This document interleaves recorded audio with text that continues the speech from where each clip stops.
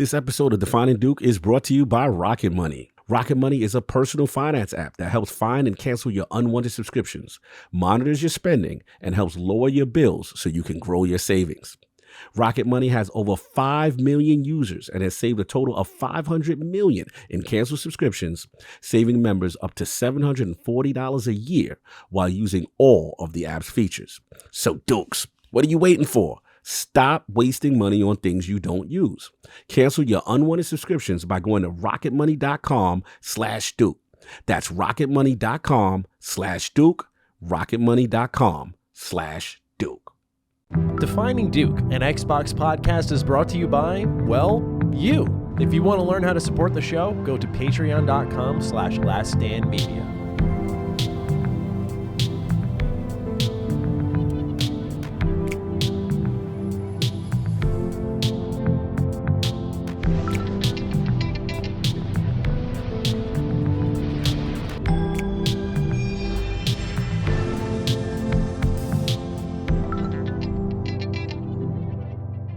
Salutations, everybody. It is Matty here today, and welcome to episode 192 of Defining Duke, an Xbox podcast. Today, I'm joined by the man who always steams his shirt around a good podcast episode, Lord Cognito.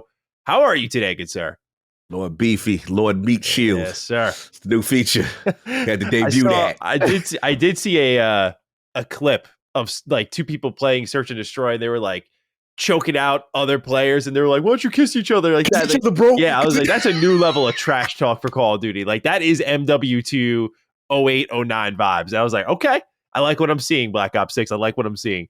Yo, Treyarch know what they doing. Yeah, 100%. They added this joint. I was like, I didn't realize how toxic I was until they added this thing. We're going to talk about that. We're going to talk about that later. But I'm doing good. Labor Day weekend, so I was telling you earlier, in recovery mode. Yes. Don't do this often. I don't splurge a lot, but Jersey Shore, Labor Day is the thing. As a person who's a native New Yorker who doesn't take advantage of Jersey a lot, honestly, I'm like, I live here, but I'm still a New Yorker at heart. I'm always hanging out in the city. I always go in the city, but I don't really hang out in Jersey. So the homie's like, bro, you have to come to the shore. Like, it's Labor Day weekend. We don't want to hear about the city or whatever.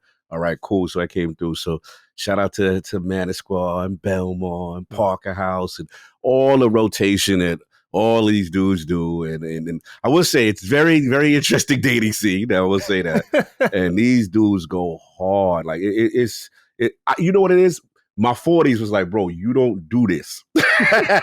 So all this that you try to do with this bar hopping after 2 or 3 hours, like, that's it. Call it a night. See y'all. That kind of energy. But yeah, I'm already there, and I'm not even 30 yet. So I mean, like, what does that say about me? Bro, let me tell you, man. You got yourself a nice situation. You're in a good place. You don't want to deal with this madness right here. I don't. You're right. Madness, bro. And they don't even talk about how much they overcharge just to do social stuff. You know what I'm saying? Like, the bar want to hit you with the cover. Then the drinks want to be like $12, $13. It's crazy out here. It's crazy. So, I forgot what we were talking about. I think someone I spoke to recently was on a cruise, and they charged a fee to open champagne bottles. It was like $15. I'm like, just let them buy the bottle. I was like, yeah, they charge. Oh, that's what it was. We were having so Laylee's friend put together a little mini, if you will, I guess, wedding parties for we're getting married this month. And so she put it together mostly for Laylee, and we surprised her. And there was a cake there, and her friend was like, "Hey, can we pay the cake cutting fee so you could do that?" And I snapped my head to her. I'm like, "Cake cutting fee?" and like, honestly, the cake cut wasn't that impressive or anything. I was like, "What? You're just saving me like 2 seconds of time?" Like, but they charged for cutting the cake. I was like, "Yo, all right, man." Yeah. All right. So yeah, they'll charge you for anything nowadays. For everything, bro. Yeah. It's you know what? The joint get annoying me. I ain't gonna call out this establishment. We was in Asbury Park, and it was a cool establishment. Mm-hmm. I don't like when a spot tries to hit you with the gratuity already. Mm-hmm. Then it'd be like, oh, you want to put additional gratuity? Like, you've already taken the tip already that you might not have deserved. Yeah. And then you got the nerve to be like, additional, a line for additional gratuity. Like, I'm supposed to give you more, especially if I didn't like the service. So, yeah. Interesting times. Interesting times. Indeed. Everyone wants our money, and we at Last Stand want yours. Hopefully you bought your San Diego show tickets.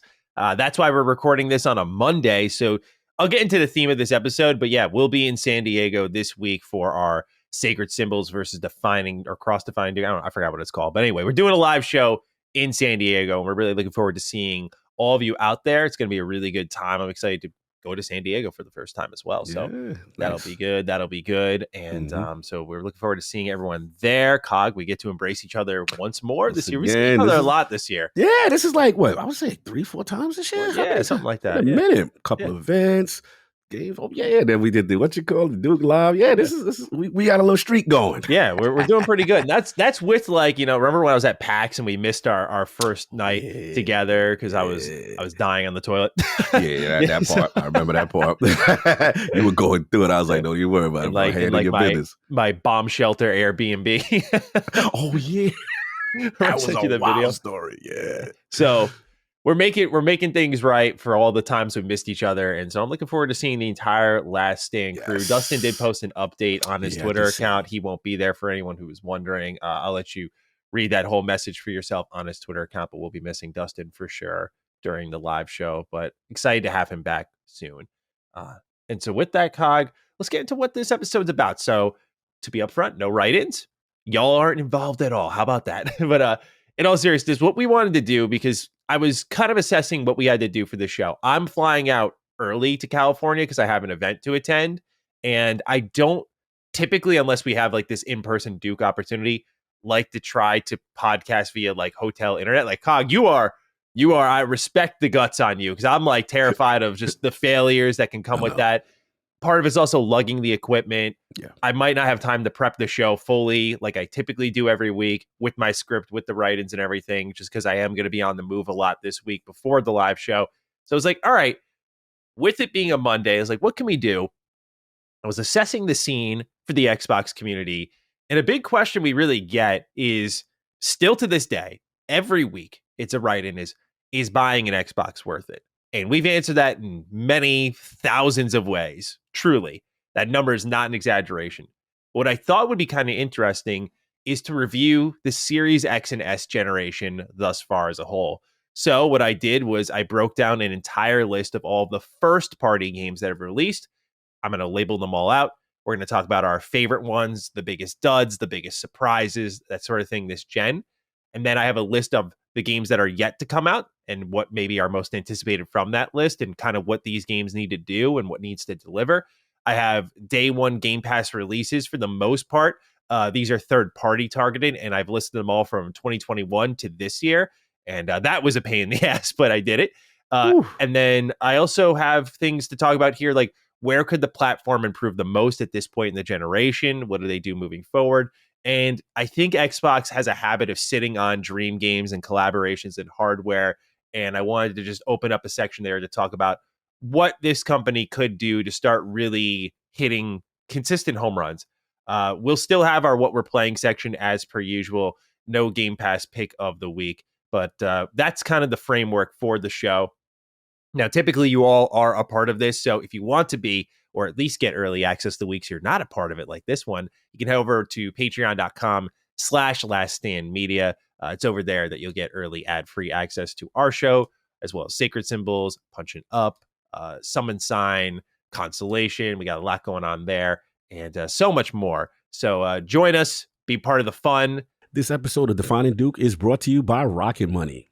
Most Americans think they spend about $62 per month on subscriptions, but the real number is closer to $300. That's a huge difference. Even if just a couple of subscriptions fall off your radar, these reoccurring payments you don't even know about can really add up. Dukes, you know how it is. I go through my monthly credit card statements, I go through my bank statements, and there's always that subscription that I either forgot about or has decided to charge a little bit more money than I am comfortable with. Thanks to Rocket Money, I'm no longer losing money because of subscriptions I forgot about. Rocket Money is a personal finance app that helps find and cancel your unwanted subscriptions, monitors your spending, and helps lower your bills so you can grow your savings. Rocket Money has over 5 million users and has saved a total of $500 million in canceled subscriptions, saving members up to $740 a year while using all of the app's features. So, Dukes, what are you waiting for? Stop wasting money on things you don't use. Cancel your unwanted subscriptions by going to rocketmoney.com/Duke. That's rocketmoney.com/Duke, rocketmoney.com/Duke. And with that, Cog, let's get into what we're playing, shall we? So you, sir, have a plethora of titles, very diverse here, and I'd love to hear from you first. Yeah. So this week, obviously we knew about the Call of Duty Black Ops 6 beta, and begrudgingly, I wasn't sure if I was gonna try it because I was like, man, look, don't get me wrong, it's in Game Pass, the beta are for Ultimate subscribers.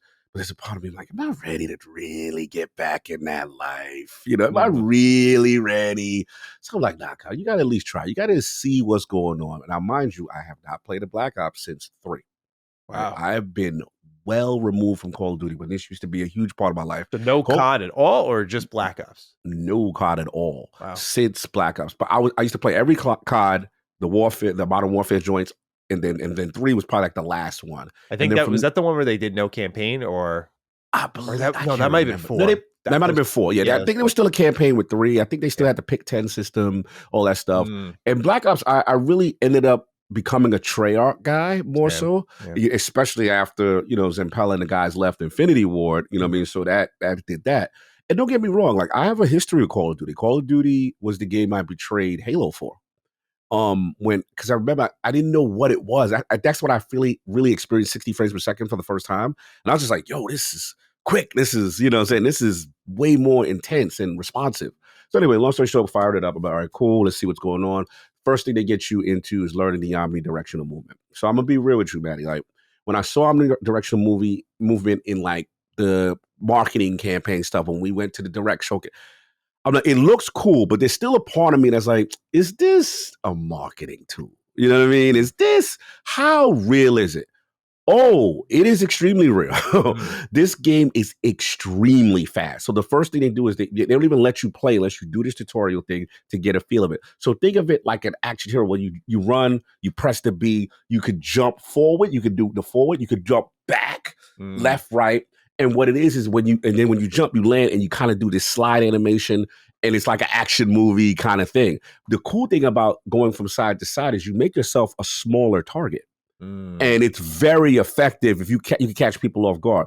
So that's changed the game. What also was the game changer for me is when you're in the prone, like on your back, the level of they make you train and shoot targets all different around you from that position.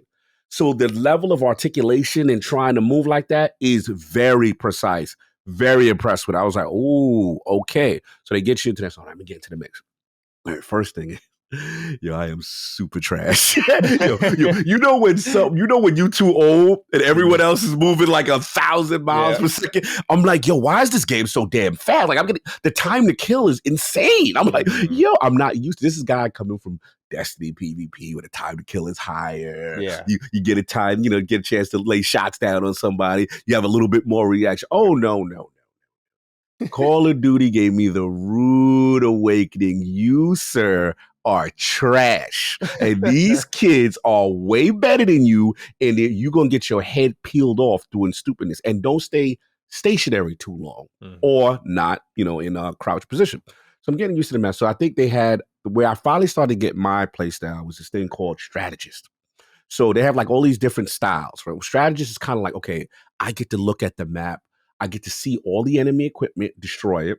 Then I get like a little flak jacket for extra protection against the grenades and stuff like that. And then I get like this little thing for the kill streak. So it's a very team-oriented style. And I was getting into it. I got my little UAV. I got my perks and things was going on. Then I could provide a little ammo for the crew. You know what I'm saying? When they run, for the killers on the team. Y'all need ammo. Y'all running out. Y'all killing people. Here's the ammo for y'all. So they have the way the perks are situated. You can, if you have 3 of the same color type perk, then that basically puts you in a play style and they give you a bonus perk for really invested in that play style, which is super dope. So that was like, all right, that's cool. The other thing is the maps. They had this one kind of like a strip mall, really cool, in and out vibe. I was digging that. They got this one that's kind of like a penthouse where there's a pool in there. You can go in the water and stuff like that. Super dope. The feel of the game is really amazing. It just took me a an acclimation period to get used to it. Started getting my guns, and then what happens is the loop starts. Then you unlock that attachment. You know what I'm saying? Yep. Then you unlock that perk. It starts, the crack starts. And you're like, damn, I can't stop playing. Like, this is what I used to do. It starts to come back to you. Now, graphically, the game really runs nice. Now, was some hitches in the beta, I will admit, but I heard it was doing like a lot of server side patches and stuff like that on the thing. But where I'm gonna be honest with you, Matty, where they really got me, that damn meat shield, bro. Oh yeah. My whole mission is the game within the game, bro. If I catch you lacking and your back is exposed and you stationary and I grab you up with the knife, then the voice chat is inactivated. It is Oh yeah. yeah, I got you now. What you gonna do? I heard a dude say, "No, please let me go." yeah. The stuff people are doing, because bro, Treyarch is not stupid. They activated. They said by activating the mics after that is that's cool. That's cool. Bro, that's diabolical. You know the level of toxicity is going to happen. Oh, you know this. I see the dude grab someone. There's like a mansion. And you take someone down, and they had like a bedroom. Someone grabbed somebody, took them down to the bedroom, and then kept ramming them. Saying, "Yeah," No, I said, dude, "This right here, the clips right now, Matty. This is going to go viral. This is the greatest feature in Call of Duty history." Yo, they said, "Come here, white chocolate. I see you." I will send you the clips. Bro, you are going to pee on yourself laughing with all the ridiculousness dudes are doing. This is going to be the greatest Call of Duty ever for this feature alone. I wonder if this is going to be people's MW2 moment then, like that, just like 10 years from now. Like, remember you were just getting trash talk while being choked out in this game? Like, oh no. And then shout out to the community. There's a couple people that saw me online and just randomly joined my party. And like, I'm not friends with them. They were like, "Bro, I listened to Defy Dude. Bro, I listened to IOP. Yo, what's up?" They just joined your party. So it's starting to come back. I'm going to be casual, but I have to admit, it was a lot of fun. I could not stop playing it. So the progression system is good. You know, all that stuff is good. And I think the playstyle stuff is good. They still got to work out some kinks. There was a couple of hitches here and there. 120 hertz on the OLED, though. They have a 120 hertz mode. Woo, nice. Amazing, yeah. And it seems that they're doing a lot of server-side patches on the side. So I've been doing that. Nice. Shout out to Addict. The other game I've been playing is Baldur's Gate. So I got to be honest, Baldur's Gate, I love you, but your difficulty spikes are wild crazy. Yeah, the early game is tough. Bro, it's like, I'm like, bro, I've grinded. I did many things to make my character powerful. Then you put me up against some of these bosses, and I'm like, bro, there's really no way in hell I'm supposed to be really beating you like this. Like maybe I'm just not a D&D guy. I don't have the builds. Maybe I don't have the knowledge. I'll admit that. But I had it up at a, he was like, "Where you at?" So I told him the boss I was dealing with. And I'm like, bro, I'm hitting him with everything. He has fire resistance. He has this resistance. I'm like, what am I supposed to do? So he gets in there. He's got his OP character that he came in there with from co-op. He having the same power. I'm like, yeah. Now, so then we finally figured out. He was like, no, all right, this one, it's a mechanic. We got to get him over to this furnace thing and then hit him with some hammer. And then that's going to break the defense. And I'm like, all right, cool. So we working through that, getting that. So my new thing is, I don't like playing Baldur's Gate in co-op only because I'm such an appreciative of the story and the character. Yeah. I want every interaction. But with this game, these bosses are so ridiculous that I got to cheat and got to get a ringer to help me out on some of these bosses. So that's where I'm at with Baldur's Gate, because I want to finish this game. I want to really give it the flowers it deserves, because I do like it, but I do feel these spikes are a little, well, I don't know how you felt. You crescendo upwards is how I would define it. Like the early, I'd say for me, as someone who is God, was I like an elf archer? I was getting smoked. I was low impact for 6-7 levels, and I think the cap is like 20. And dude, yeah, I was getting beat up the whole time. But I will say there is a moment your build kind of goes online, and by the end game, I was the difference maker in every fight. Like the amount of turns I got, crits I could do. So certain builds take longer. Gotcha. For the party members are good. Like if Addict is dropping in with like a particular thing that you just need in fights, it's like you're going to build someone that way. Gotcha. But yeah, it definitely in the early goings, it's a tough game. I felt. Yeah.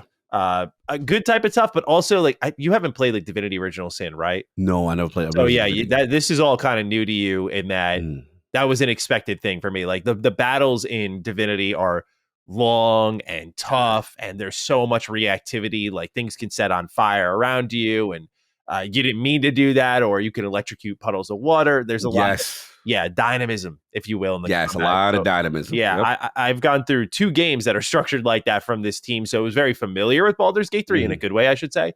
But yeah, definitely you'll get better over time. Not like it's like a skill thing, but you'll adjust and start to learn to be like better prepared for certain fights and like maybe go rest after every big fight. Oh yeah, I learned that. Yeah, things like that where it's not like other games where it's like, oh, I'm at half health, whatever. It's like, no. You want to be full of everything. Full. Inspiration, everything. Yeah. Yes. No, good point right there. So those be the 2 things for the weekend. And yeah, I'll get back on that because the Black Ops, I think it ends on September 4th. So I want to level that up.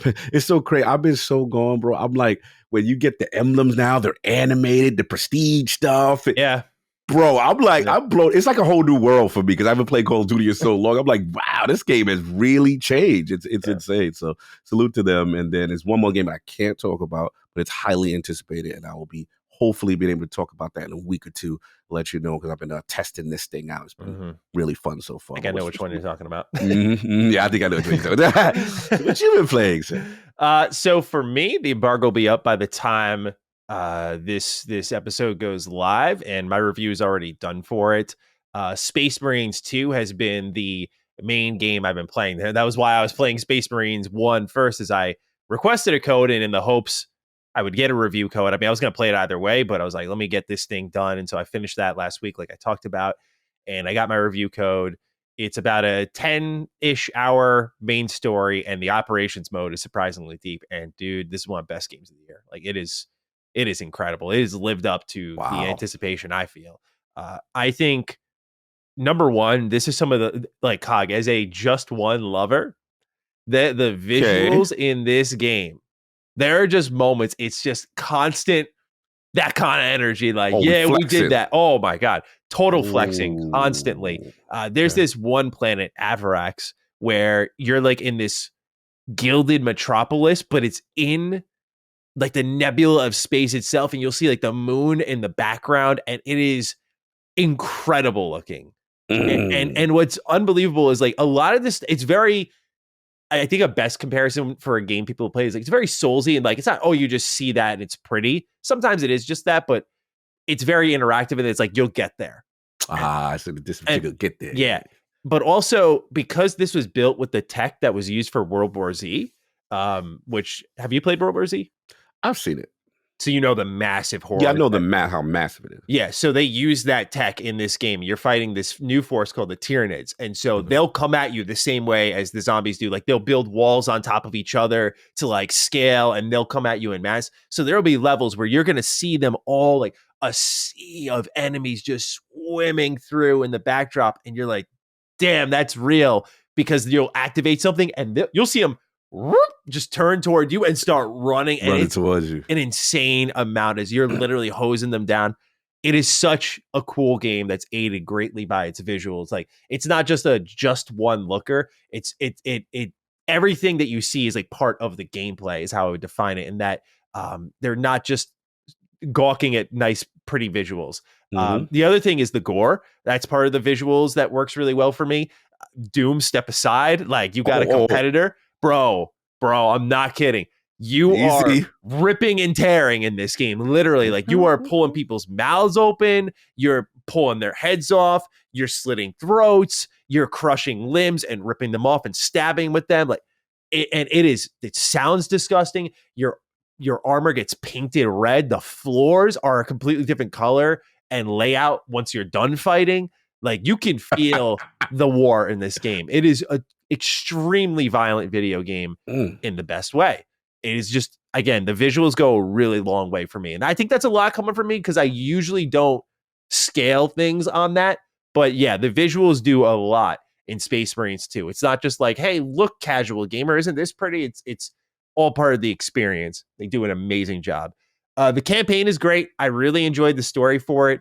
For those who have played Space Marines 1, I think you want to have that under your belt, or I'm sorry, who haven't played Space Marines 1, I do think you want to have it under your belt, because otherwise Titus isn't as compelling of a character. The characters that surround him and how they question and kind of push against him at times isn't as compelling without that backdrop. You need to know at least what happens at the tail end of the first game. Otherwise, the first game doesn't give you a lot of story, but I think you really owe it to yourself to know that component.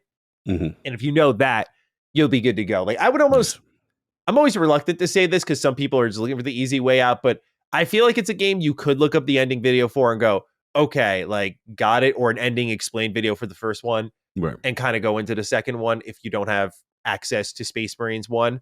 But I do think it's worth the playthrough. It's really quick. It's 6 hours. Space Marines 2 can clock in at close to double that length, which, as I said earlier, is great because it doesn't waste your time. It's a straight up linear game. No hubs, no zones, no open worlds, no side content, just levels. Just go in there. Full co-op, 3-player co-op for the campaign. And that's, I'm not talking about the separate mode I haven't even got into yet. We're talking just attention now. Yeah, just full co-op. And y'all have heard me bitching a lot about, like, I'm trying to play these co-op games with my friends, and all of them are survival, crafting, the same thing over and over. It's like, yes, this is what I've been looking for. Like, this is a fun story. It's an entertaining story. I could play it with friends. And there's this whole other mode that really got its hooks in me. Yeah, just, I will say, I think you get the most out of this story with that backdrop from the first Space Marines game. It did make Titus, I thought, a great character. And I will just say this, Cog, here's the last, I know you'll play this game because of this. Gears of War needs to study this game.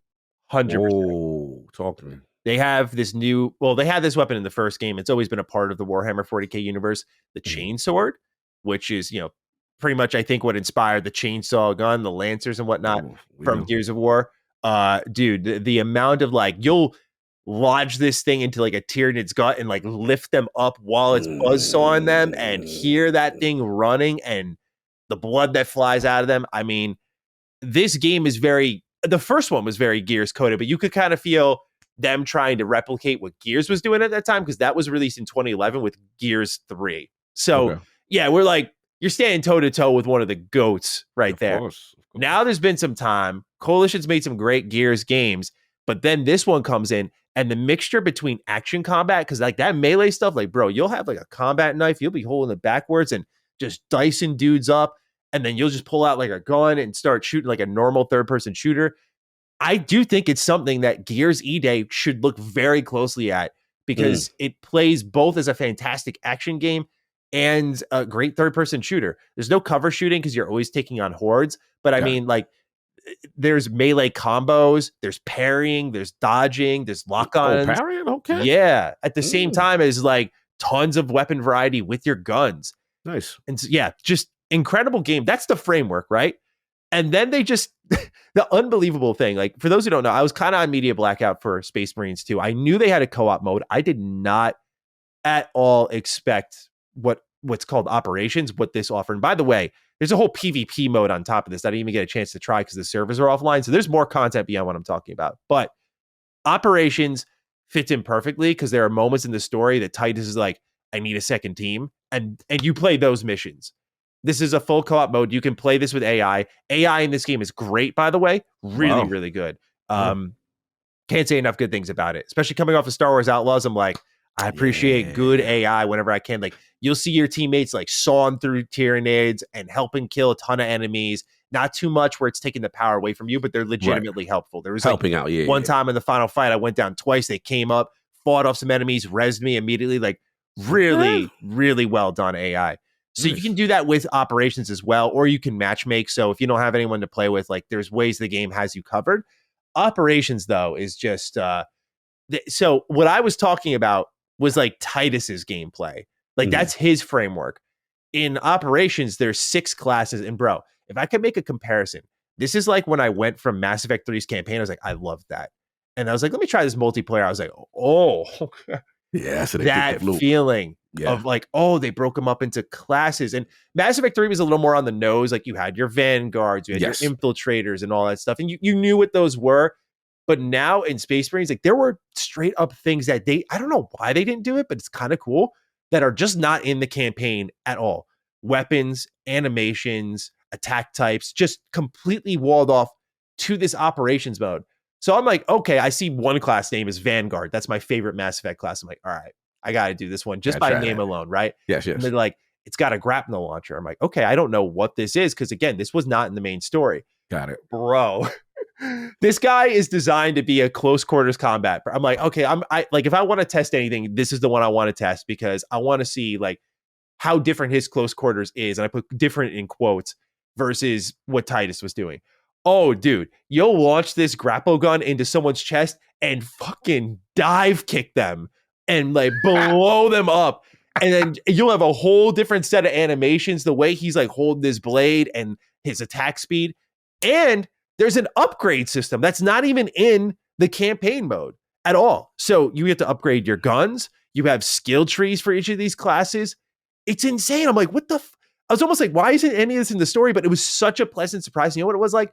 Back then, you play a fighting game and you unlock someone. You're like, I had no idea they were in the game. Right? Nowadays, like fighting games, even ones we love, like Tekken 8, it's like what you see is what you get. You know who's going to be in the game. You know, that's how games industry grew, marketing grew. Kind of necessary evil, unfortunately. But back then, it was like, yo, that was a secret. I didn't know that was there. Same kind of feeling here. I was like, yo, they just had all these mechanics and things just tucked away here. They're like, that's co-op mode. Once you're done, like, because when you're playing the game, they're like, don't do this yet. You can if you want to, but it might spoil the game for you. So yeah, you can dive right in if you really want to. But man, that was such a holy shit moment for me. And these are full missions. These aren't throwaway. Like it was like a almost 40-minute mission, the first one, that had its own like kind of set pieces and back and forth between the characters. Like it's narrative? Excellent. Yeah, its own little, because it's part of the main narrative. So it's like you're seeing like the side team. Because yeah, like while you're doing one part of the mission in certain missions in the game, you'll be talking to this team while they're doing their mission. Dope. You'll see it happening, but you don't know what's going on in the in-between.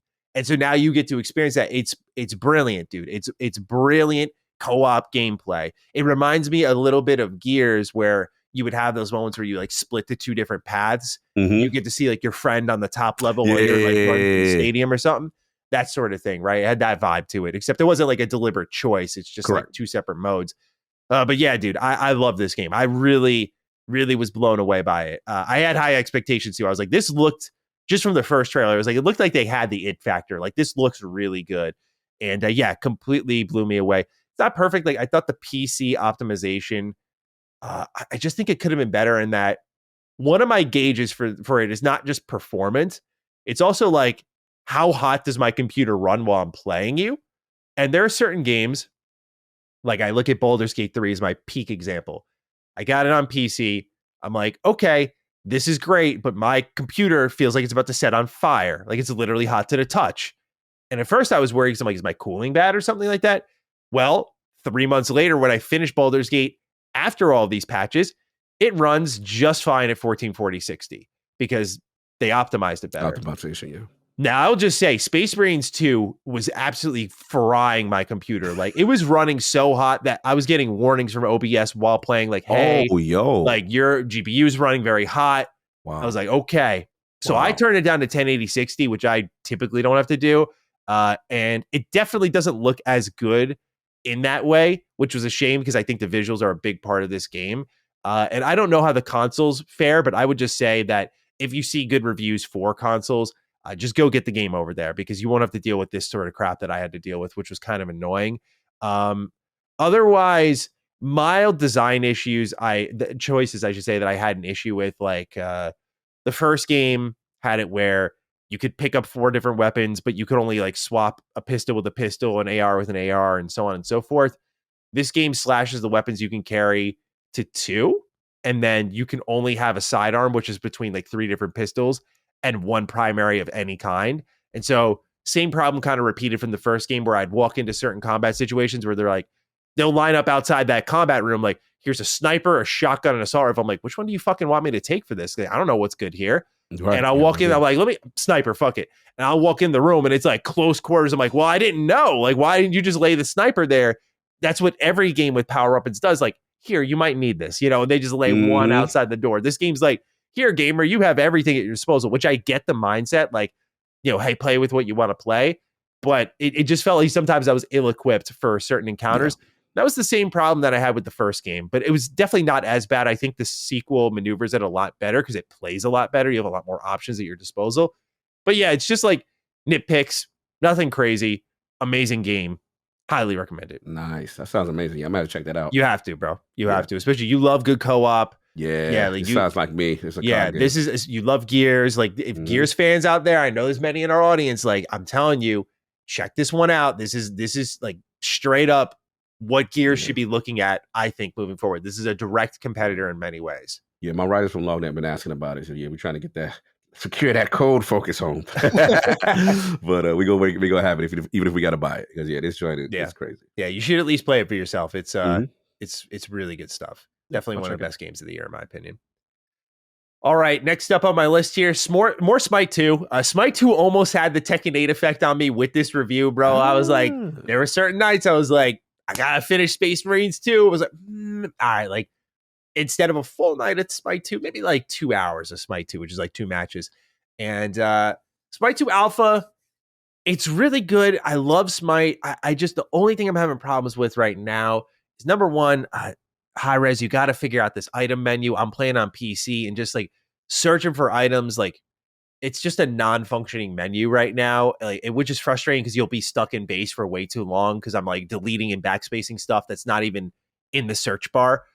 There's like a filter section. It's like, oh, physical penetration, magic penetration, physical resistance. I'm like, okay, I'm looking for items like that. So I'll check them all off and kind of scroll down and try to find it. Certain items aren't categorized properly. Some items, like I type it in, but it brings me to consumables and it's frustrating. It's cumbersome. And I'm like, come on, like I get it's early access. I get it's an alpha, but this is like bare minimum working functional shit to make the MOBA work well.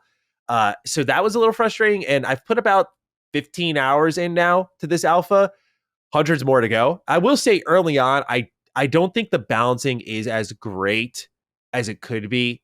There are gods like Bacchus that I just think are way too good in every single role. And, even with like the wrong, I put wrong in quotes, like certain builds are in Smite 1, one of the best things about it was like counter builds. Like, you could really just, I want like someone's self-healing way too much. Like I just want to hard target them and negate their game. You could do that. There was a level of strategy in all these MOBAs, but I really liked how Smite handled it. Or if I wanted to take someone's game plan away, I could. In this game, like, okay, Bacchus has full physical defense. I'm going to build like physical penetration then. I'm going to build this, and like Heartseeker. I'm going to build all these items to make sure I can get through his defense. And just, it doesn't cancel it out as effectively as it used to. It leads to some more grand team fights, but it's not even like I'm hanging on to what Smite 1 was, because I took a couple of year break from Smite 1 because it was just I was putting too much time into it and I wanted to focus on other games. But Smite 2, I just feel like the balancing isn't fully there yet. And it's to the point where I'm debating on, like, I've talked to my friends, like, maybe we should just go check out like Predecessor, just hit 1.0, see what's going on over there and kind of wait for them to get their act together here. It also kind of feels a little cheap. Like they've been, I think, highlighting like Hoyi's going to join the game soon. Amaterasu is going to join the game soon. I'm like, okay, cool. I like these gods and these champs, but some of the excitement's a little faded in that they're kind of just like piecemealing to you champs that you already had. You had already before. Yeah, and that's a little bit of a strange feeling. The game is great. It looks much better, but I will say that the lighting doesn't seem to be fully built where they've just scaled down the visuals from what was there in the pre-alpha. So something strange happened there where I don't know. I worry about the game a little bit in that I don't know if it's got the player base where like it's going to fire away and really plow through this alpha. But since it's available 24/7, I hope they're getting a lot of good feedback in and applying fixes more than character unlocks. Because as much as I want a bigger roster, they do have 2 new characters in this game, and Hecate, who I play a lot of, and Mordred, who I've not played much of. And they're, I think, fairly balanced. Like I like how they handled them. Like they have their strengths and weaknesses, and like Hecate has a portal that you can literally place down and grab a whole team and put them in a certain spot. So if you catch them lacking and they're like right by your tower, you could just pull them right onto a place they don't want to fight. And so that's pretty cool. So yeah, they have like really cool new champs in there. It's like, hey, like this roster, it's not exciting, but it's totally fine, especially if you're new players. It's completely fine. And I just hope they kind of iron out some of the balancing, because otherwise, like the changes they've made, I've really loved in how they've just equaled it out with League in a lot of ways. Like draft ranked pick or ranked draft pick is great. I'd never played really ranked Smite ever. And it was really cool to just see how like banning gods and how effective that is in this game, just like it was in League. That sort of like sweatier gameplay. I love it. So yeah, it's I love how jungling works in this game, how many camps they added, like winning these smaller objectives like Gold Fury make a really big difference, I feels, in this game. So I feel like the strategy and the design is there. I just think they need to balance some of these gods a little bit more. There are certain ones that I just think too OP. Yeah, they're obviously, if you suck with Bacchus, you're still gonna get bounced. It's not like I really don't feel like any god right now is someone you can just pick up and immediately be good with. But look, I played Jing Wei, who's a ADC. Yep, I'm looking at her right now. I messed with her. And I'll just say, like, out of all the games I played, and she's considered like the most busted hunter, she gets like banned every time. I just fell into her. I was like, okay, cool. Dude, I was just like cool in it, and team fights just like 1, 2, dead, 1, 2, dead. So there are some that are clearly very good. Like she has amazing mobility. When she leaves the fountain in the beginning of the map, she just flies over everything and lands pretty much where she wants to within the first quarter of the map. Like just really, really good shit compared to anyone else in the roster. Now, what was great is when you had all of Smite 1's roster, she kind of balanced out because you had so many other options to pick against her, counter her, that sort of thing. Not so much now, since the roster is so small. Certain characters are just way more effective than others. So they got a bit of a balancing act to strike here. But otherwise, I'll continue to probably throw hours into Smite 2. But I do want to try more Predecessor because now it's in 1.0. I want to see what's going on over there with another third-person action MOBA. No doubt, MOBA scene, choosing your god. Indeed. And I, too, am working on a review for an embargoed game. So yes, we will talk next week. Actually, is it next? I don't know. We'll talk soon. We'll talk soon. With that, though, Cog, those are the games we're playing. Let's get into analyzing this first-party library. So like I said, I broke everything down for us here. And the goal of this conversation for this episode is to just really dig into Xbox's generation thus far and really assess things in finer detail. What games really hit for us, what games didn't hit for us across Game Pass and first party, and what are we looking forward to, and what can Xbox do to improve effectively, just again, assessing this generation thus far. So what I want to start off with here is looking at the first party releases since 2021, because there wasn't really any launch games in 2020. So what we have here is Halo Infinite, Redfall, Grounded, Pentiment, Psychonauts 2. Again, emphasis on first party. I didn't go with just exclusive here. You'll get that in a second because there's a couple other additions on this list I wanted to include. Age of Empires 4, Forza Horizon 5, Hi-Fi Rush, As Dusk Falls, Hellblade 2, Microsoft Flight Simulator, Deathloop, the Xbox version, Ghostwire Tokyo, the Xbox version, Age of Empire 2 Definitive Edition, Minecraft Legends, Quake 2 Remastered, and Forza Motorsport. And I forgot the most obvious one here, Starfield. Yeah, I was like, huh, this list is looking a little light here. Is there anything else here that I missed? Because I tried to comb through a bunch of lists and I don't feel like we got, I'm looking at, I'm just double checking. Yeah. Because I got my little spreadsheet per year. So yeah, everything. Oh, I should ask you for that. Yeah, it's all good. Everything seems to be lining up. Yeah, you're good. Perfect. You are good. So with that, Cog, I want to start off on the positive side.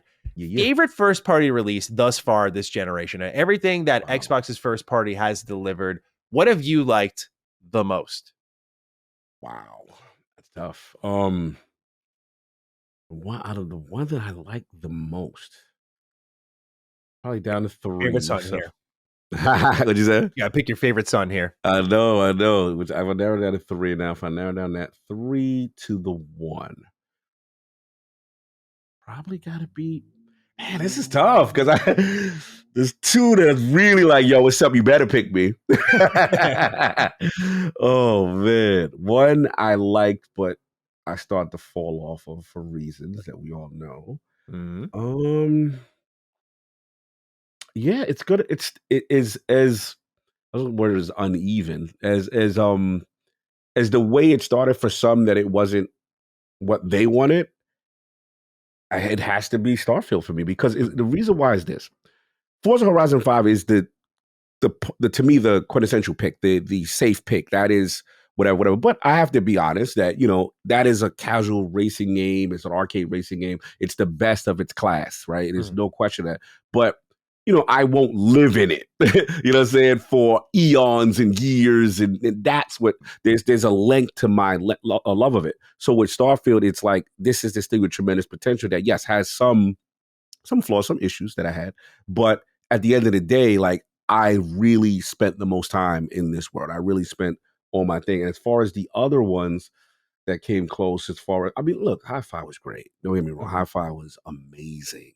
I really enjoyed Hi-Fi. But it's all about longevity to me. How long do I live in something? It was more of a linear experience that was unique and it was great. That's it. So yeah, it's gonna be probably Starfield right now. Right now. I love that. I love that. For me, my favorite first party release, I was looking at this list and there's a lot of really good ones. There's also, I gotta say, it was surprisingly, I was like, there was a lot here. I was like, kind of mid at times, but for me, my favorite is definitely Hi-Fi Rush. I was looking at it as if I'm looking at quality and delivery and surprise and enjoyment. And that's why it's such a shame Xbox does not have Tango Gameworks anymore, because my favorite exclusive from this generation is from a company they no longer own now. So that is their loss, their burden to bear. But Tango delivered a exceptional game, a dream Xbox game that reminded me really of why I got into the platform in the first place. I love the original Xbox because it was so full of weird, random exclusives. I think of Blinks. I think of Voodoo Vince. I think of Death Row. I think of these random, edgy or like boundary pushing games. And here's one in Hi-Fi Rush who's like, here's an action game that's a rhythm game with a really comic booky art style and a charming story and cast. And it's well written and it has a lot of meat to its bones with like DLC and New Game Plus and all these boss fights and trials. Like, it's a really excellent video game from top to bottom. Like, definitely my favorite out of everything that Xbox has provided this generation. And it's such a shame that they won't be able to kind of have this on Game Pass or anything.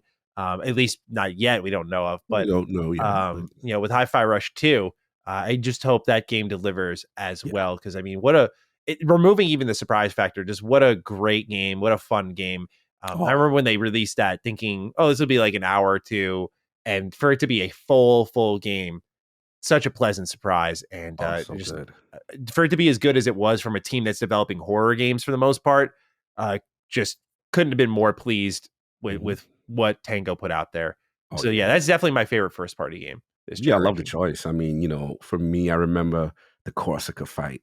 Yeah. You're walking around her. She's walking around you. You're doing a little stare down kind of, and you got to do the joint. And surprise, I know the last boss, he was great, but I actually like the Wolfgang Wolf joint. I love that fight. That was great. The beat was hitting, and he was in the Scrooge McDuck vault with the money. I and love the that thing. fight. Yeah, love that fight. And then again, going back to Starfield, just try to remember. I know what it is too with me is space combat. And I know when you were talking about, when you were talking about like your frustrations with Outlaws and things of that nature, it reminded me of like when I was doing the Vanguard missions and training, and then doing the ship combat, locking on, getting the targeting system, and then also what really changed the game for me. I know it's the silliest feature. It's like the way I like the meat shield in Black Ops is something cathartic about boarding someone's ship and going in there and just like, yo, we running this over. And not only we board it, we gonna take your ship. You know what I'm saying? I can add it to my fleet. So that, and then the last thing I forgot that I did want to mention with Starfield is that as a person who loves Bethesda games, historically, even the great Skyrim, even the great Oblivion, we have to admit, you played these games to do everything and live in the world and do all the faction stuff. You didn't play it because you wanted this really riveting story from the main quest. They never really were known for that. And Starfield, to me, finally addressed a major issue I had with a lot of Bethesda Elder Scrolls style games. You know what I'm saying? With the main, not Fallout, because Fallout always does this thing for the most part. But it's like the Elder Scrolls joints, I'm like, you did the main quest, but you didn't really feel anything. Oh, I felt something. I was like, okay, I see what you're doing here. And then obviously the Starborn thing. So I just wanted to add that in reference to Starfield as well. Yeah, for me with Starfield, I really wanted it to be that. Like, I really wanted that to be my favorite Xbox game this generation. It's honestly, you could factor it in for me on a personal level as big as dud in the sense that a Yeah, Bethesda you didn't Game like Studios it. game, that like that's my favorite developer. Not delivering my favorite game of the generation is kind of surprising when it comes to Xbox. And definitely because I just did a kind of 1 year later retrospective, and in some ways I'm bigger on Starfield, but some ways I've soured a bit, and I really think Shattered Space needs to deliver, not to kind of like solidify its place in the industry because they'll continue to support Starfield, but um, there was a lot of flaws that have become apparent flaws that I didn't have an issue with that I think I do now. I think of things like the leveling system. It's more of like a challenge system, and that's different, but I don't think it's effective. Like things like that, I've changed a bit of my stance on, but things I like more, the space combat, like especially going from Star Wars Outlaws, I'm like, yeah, Bethesda Game Studios just doesn't get enough credit for how good that game feels in space. But at the same time, there's like it's like getting, or like for every one step forward, there's one step back. Like I love the combat in space. There's no real exploration in space. And I really hope they tackle some of the core issues with the game. Like I think Shattered Space, it sounds like a very self-contained kind of Yeah, thing. self-contained. I hope that after this, though, their complete focus to the next expansion is like, how do we add like places of interest? Because like the Hmm. vehicle, for example, I think it feels pretty good. It works fine, but I'm not going to use it because I'm not dropping on these planets almost ever to go from Right. point A to point B. And so in that sense, I found some of the additions useless, but also I feel stronger about like, no, this is like one of their best written games. Like I know Hmm. people are like, yo, like especially coming from me, like, look, I love Oblivion, I love Fallout 3. Like they have moments of fantastic writing. But I really do think Starfield's characters won me over. Like I don't think about characters and even Fallout to a certain degree. Like I love the Thank you. world space of Yeah, Fallout. I don't think about those Feel characters. like I'm obsessed with characters like Andreja. I think she is so good, Hmm. so good. Like just and to have a whole expansion built, like dude, a whole expansion built around her character, pretty much, in her faction. Like that's going to be some good shit. So Hmm. yeah, for me, like Starfield, I wanted it to be that, but I had to like pick with what I really was Oh yeah, actually no, I loving the get where most. you at. But yeah, Hmm. I totally hear you on why. Like, if Starfield clicks, it really clicks for me. I Yeah. think I could see in a couple of years, I'm like, oh yeah, this is some good stuff. Or the Hmm. opposite, because if they don't address some of the problems with the game, Hmm. I could see myself souring, being like, what are you guys doing, supporting it for this long and not targeting Right. certain things? Like, for example, the fact that they did city maps, in my opinion at least, I know Right. people disagree. The fact that they did city maps before like a list that you could go through for like the galaxies and the planets, because it's so hard to navigate on that level. Like I don't, correct me if I'm wrong. I don't ever use the city maps in Starfield. I don't think there's any purpose for them. You have your scanner, you press LB, like there's no real A actual. lot of people struggle doing that though. Even though we picked that up, I noticed a lot of people they didn't have that nuance to do That's that, yeah, like which is strange to me. But yeah, because like that's I, why I I think they think got the that in. complaint was genuine and fair, but I also Mhm. feel like it got so much louder than it needed to be for what the game actually needed. Like you have ways to navigate that are effective, like your scanner, you look at the floor, you go in that direction. It's like, okay, I know how to get from point A to point Right. B. You see that arrow? Waypoints work. Oh yeah. You do have a functioning mini map. Like there are things that guide you there without the local map that I frankly, even with it being added in the game, never check it ever. Where something like the galaxy and planet list, I'm like, man, this would have been great to have because I was just playing it yesterday. I'm like, I don't know what, like, I want to check all these galaxies and planets. I was like, I don't know which one I'm looking at here. Like, oh, these Yep. two were lined up. That's my issue. Yeah. I'm My like, issue is that galaxy map. yeah, I don't like that joint. yeah. I'm way up there. I think it Mhm. needs to be better. So, yeah, it's like there's Okay. not to take away from what you were talking about, but for me, like, Mhm. I wanted Starfield to be there at the top spot, but there's so many things I've kind of been like up on and things I've Yeah. been kind of more down on Yeah, I know as where it the led game for has you. aged. And I think the difference between me and you, where our separation is, where your frustration is more higher there, Mhm. mine is I never looked at Starfield like I'm Elder Scrolls and I'm just going to go out randomly and start searching things and like this. I did my playthrough through quest driven activity. When I Mm. would speak to NPCs, I'm like, okay, there's something going over here. Now I'm gonna set course to where that is. My only time where I did exploration in your way, in terms of like, I shouldn't even say your way, in terms of a traditional Elder Scrolls experience, was that when I was in space, being that I lived in the ship so much, when I would now transport to another galaxy, if I see a random freighter going on, I'm scanning, I'm talking, I'm looking, and then the dynamism would start there. I'm Mhm. like, wait a minute, this is an abandoned casino thing. What's going on over here? Hey, you're asking me for help about some colony and some planet that you want to land on. Like my dynamism was there as opposed to landing on a random planet and then trying to find something. Mm-hmm. Like that didn't excite me at all. I was like, I'm not doing that. Like, so I get where people who their play style is very investigative on every planet, how that would sour with them. I understand that. Yeah. But for me, because I love space and space combat and jumping and warping from different zones, when I get into a zone, I'm like, oh, wait, what's going on here? And then again, my dynamism, I get into a fight, shoot someone, their stuff crash lands on a planet. I go to the resort, and then something else happened. So it's just a play style, and I get why it doesn't connect for some, but for me, it hit for me because that's my play style with the ship in space, so to speak. Combat and traversal that way. Yeah, I think the world map in these old VGS games was more on like we never identified it as a key piece of seeking content. Because, for example, like I have over 100 hours in Starfield, and I know there's more content there, but I don't know how to find it. Whereas in Skyrim, Fallout 3, any Bethesda Game Studios game, I open the world map and I just look for gaps. Yep, and I'm like, okay. Yeah. And that's the problem with the Galaxy map. I can't just go through it. It says like unexplored. Like I just have to like go through a ton of menus, scan them. Okay, this says cave. There's nothing here. And then I move on. There's got to be a list of some kind, because that seeking the content in this game is difficult. And and also sometimes it's not really, it's tough to want to seek it, because like I was playing it last night and I had this moment where I found this woman in the well, and she was like, oh, I'm trying to figure out where the power is getting siphoned from. And so you flip all these junction boxes, and she comes back. She's like, oh, I think it's the Trade Authority. You want to investigate with me? I'm like, all right, cool. Let's see what's going on over here. And then Trade Authority's like, we're not really going to be compliant with this. I'm like, okay, I like where this is going. Like, I just kind of found this. And so you go around, you start flipping a couple more boxes. You hear people talking on the intercom, and you end up going into someone's apartment, and you find that they were like siphoning credits from Galbank. I'm like, okay, cool. And then there's this choice, like, who do you want to bring this information to? So I'm like, all right, let me bring it to the woman who first employed me, because I wonder if she's like in on this or something like that. And she's like, thank you so much for this. By the way, you have no idea who did this. Just like, oh, someone's just siphoning credits and that's affecting the power grid. She's like, thank you so much for doing this. And then the quest ends, and like, that's it. I'm like, there's a lot of that in Starfield where it's like you get to the fork in the road and there's no beyond the fork. It's just, it ends at the fork. Like you make a choice and they're like, all right, cool. Thanks, man. And that was like that moment where I was like, that wasn't fulfilling.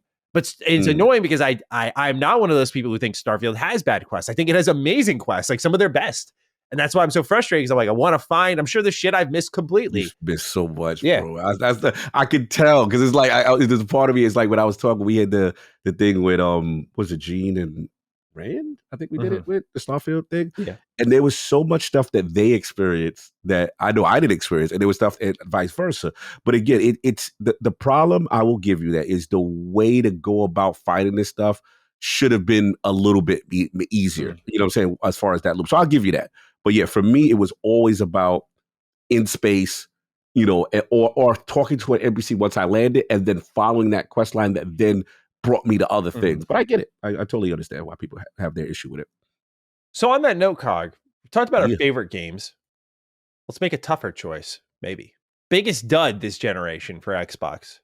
I think this is fairly easy for me. I mean, this game got me in trouble.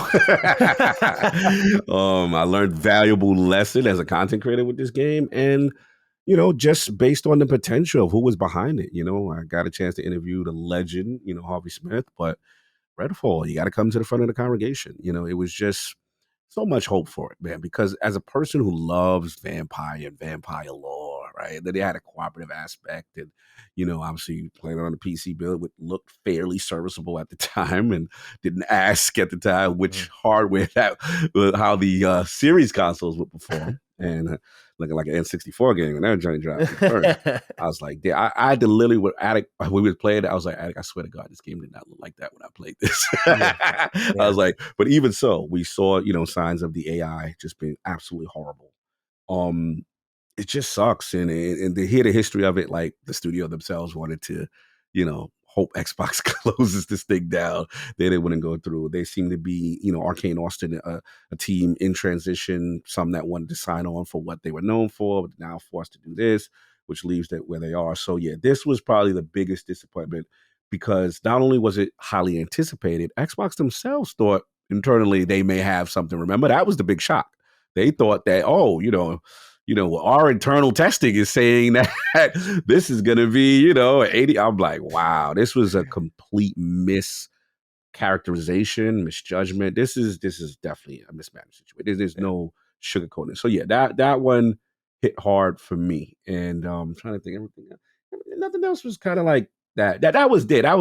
Remember Phil had to come outside for this one. Yeah, I was like, yeah, you already know. Yeah, so, definitely in terms of a catastrophic release, I think Redfall fits the bill pretty well. Yeah.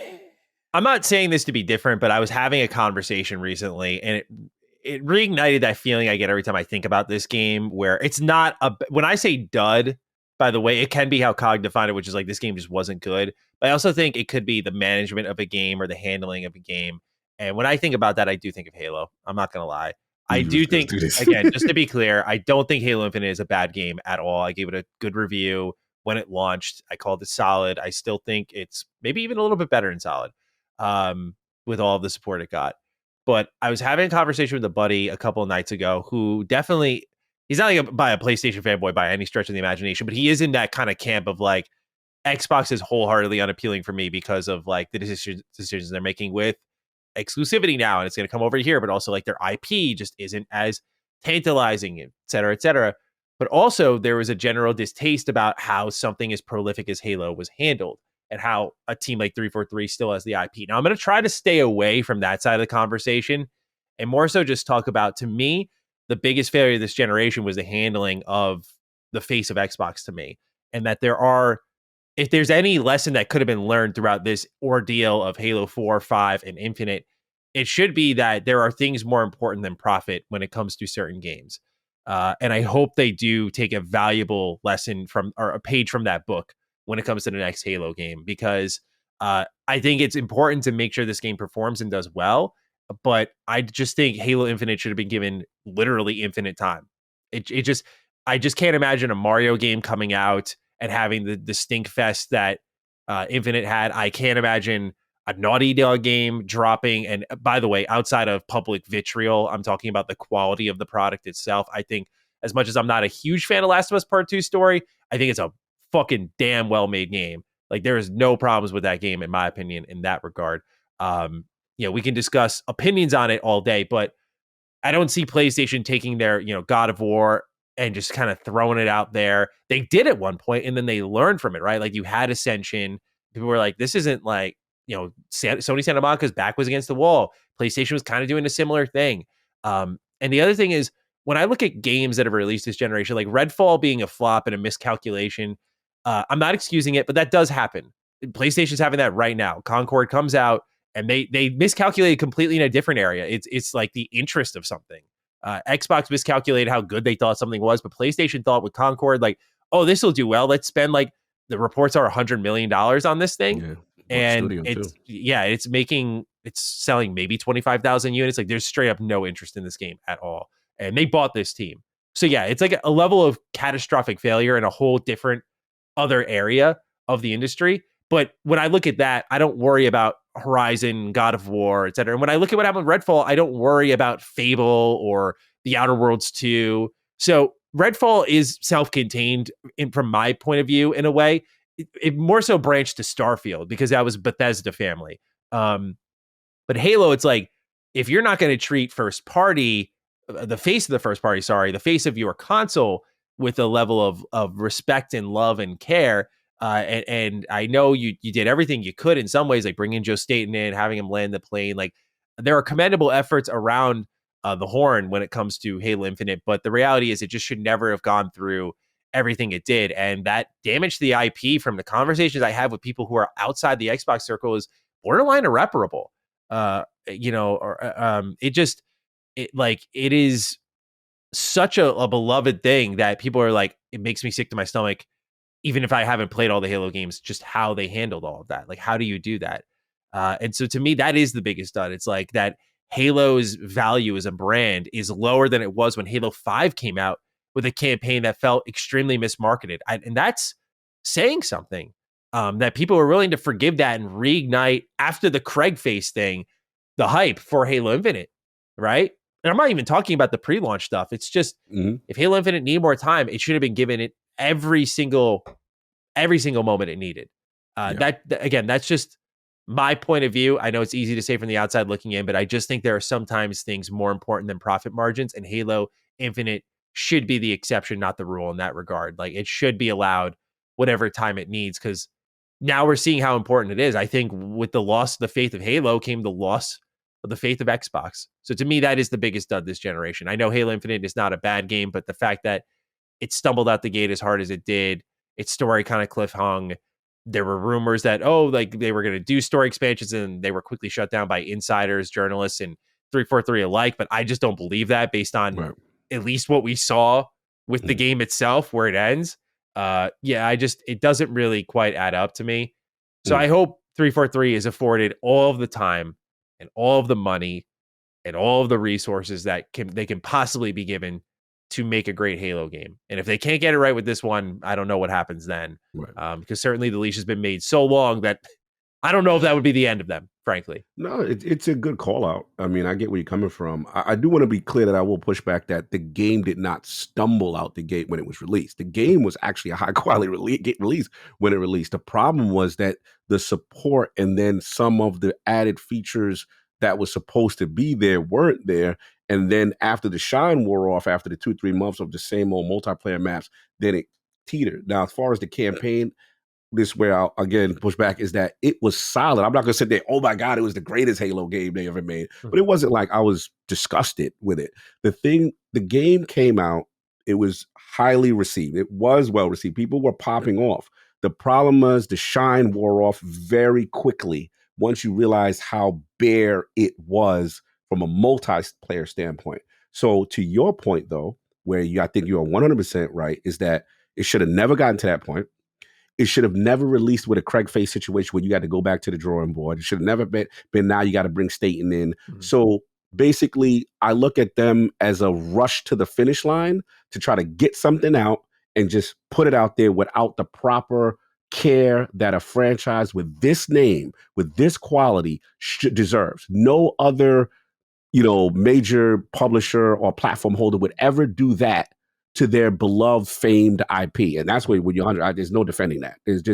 That's just a disgrace. Like, you cannot, look, I get it. We're in this age where publishers, they spend a lot of money and they're like, yo, it's got to come out.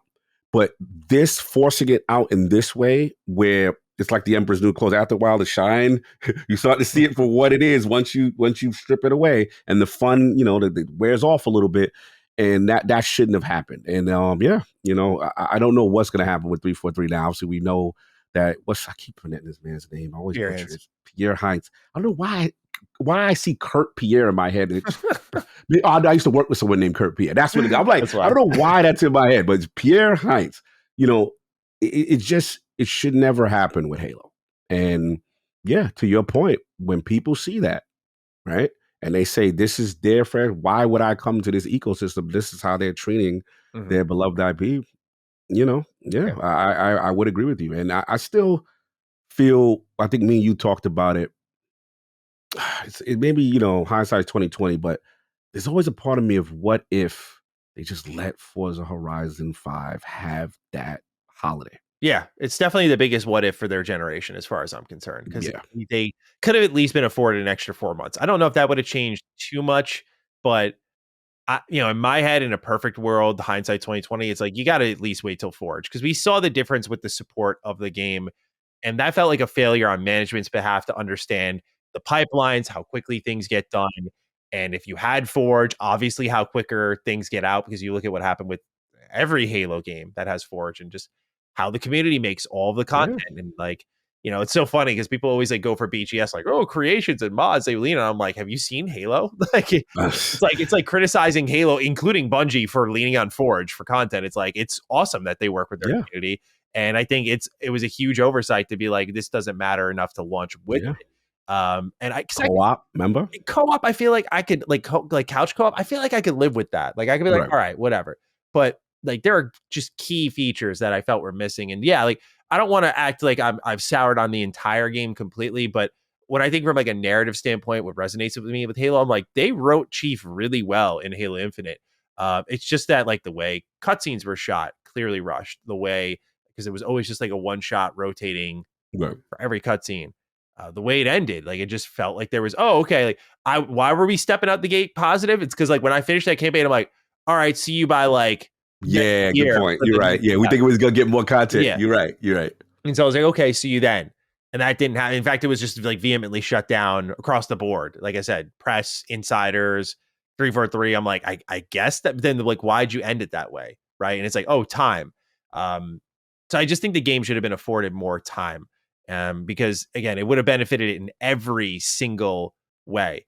And I feel like the indifference towards Halo is pretty scary because that does scare me for the future of any sort of Xbox first party. Because it's like, you can't treat Halo with this respect. How can I trust as a consumer Absolutely. that you're going to handle everything else a little bit better? That's definitely fair for sure. What about the biggest surprise this generation? What have you played that you went like, wow, I didn't know that was going to be that good from the first party family? I know it is. I gotta call myself to the front of the congregation on this one.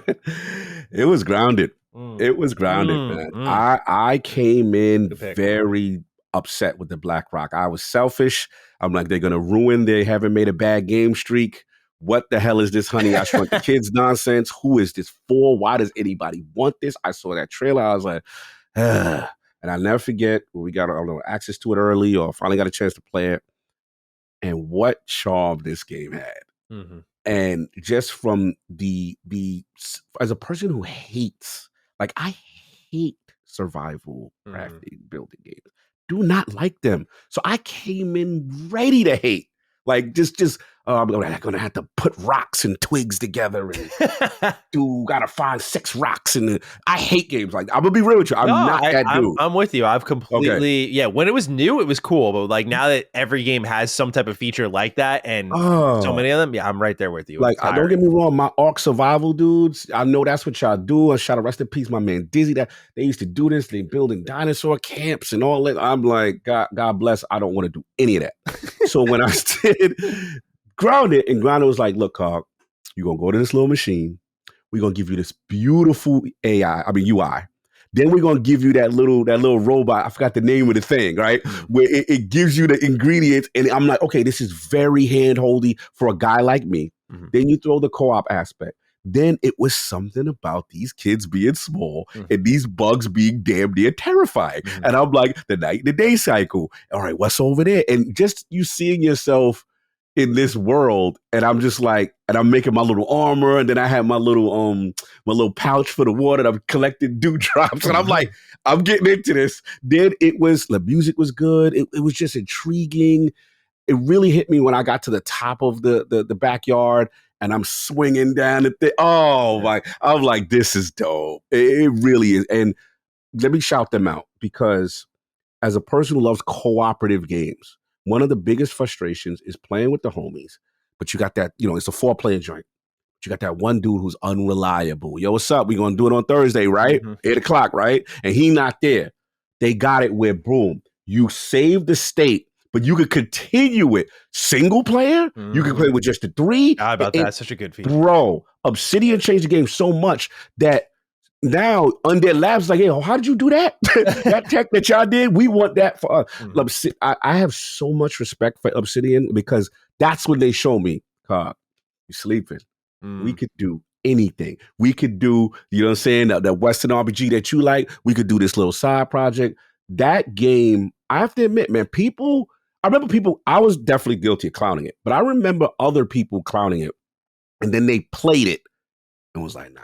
And it had a story and a narrative. Dude, I remember feeling a little like I was definitely bigger on it than you, I think, but yes, I had a mild level of disappointment when like the rumors were like Obsidian's making a new game that's not like an RPG. I was like, oh shit. I was like, what could this be? I had all these spin-off ideas in my head and I see Grounded. I'm like, all right, survival game. All right. 13 people. Okay. I'm like, then I played the early access version. I went, all right. I was like, That's what it was. It was the yeah, early access. Thank you. yeah. It was that. Yes. Yeah, I was like, I see the vision, and then 1.0 came out, and I played it a shit ton. I was like, okay, like this is.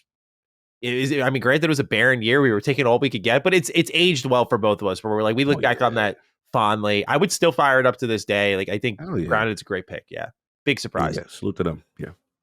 For me, I think I know yours. What do you think it is? Psychonauts 2. Yeah, good pick. Yeah, yes, sir. I do it. Yeah, I felt the Psychonauts. Yeah, let me hear it. Yeah, dude. That I didn't go in ready to hate it, but I definitely that is to me the definitive game for this year that I looked at and went like, that's for like hippies or something like that. Like I was like, I'm good, man. Like, like I just see all this like psychedelic crap going on. I'm like, yeah, not for me. And Xbox reached out and they were doing like a preview thing, and they're like, hey, do you want to check out the game? It's digital. I was like, you know what? Like, whatever. Like, let's just see what this is all about. And I fire it up and I go, okay, like this is a pretty good 3D platformer, and I see some of the vision here. Like, all right, I'll definitely play this at launch. And I get the full game, and I love Psychonauts 2 so much. Because I remember at the time, I've said this a million times, but because I think it's so criminally overlooked. Like at the time, everyone's like, Ratchet and Clank Rift Apart, the Pixar game. I'm like, no. Not even fucking close, in my opinion. I think it's Psychonauts 2. Like the animation quality, the way they're characterized, the dialogue. I'm like, this is like a moving Pixar film, because it also had the most important thing a Pixar film always had: the message. The messaging in Psychonauts 2 on mental health. Like, it totally is like, don't judge a book by its cover. Like, it almost fits it perfectly. Where I was looking at it, I was like, yeah, whatever. And I go in and I'm like, this was so welcoming and thoughtful, down to its level design and its visuals. Like, just certain areas you'd run through and how they were like in the mind of someone else and the things they were struggling with. Like, I was like, wow, this is just, it's an incredible game. It really is. It's a fantastic, we don't just get enough of these types of games. That's why I'm very excited for PlayStation's Astro Bike. I'm like, yes, more of this. Like, these games are important. Psychonauts 2 is an important game. And I love that they got it done, especially with how Xbox supported it, getting those boss fights in, that sort of stuff. That was like one of the examples right next to Wasteland 3 of how Xbox was seemingly elevating games that previously couldn't do certain things. And like Psychonauts 2 definitely was on the beneficiary of some Xbox support and made it definitely the biggest surprise of the gen. I was like, damn, man, this game is just way above and beyond any expectations I had for it. And I still fire it up from time to time just to run around its world. It's just a tight 3D platformer at its simplest, and it's like a really thought-provoking game at its best. And it's also hilarious. Hilarious. Oh my God. Absolutely hilarious. Love it. Bro, that game was good. I remember playing. I was nervous because like, let me see.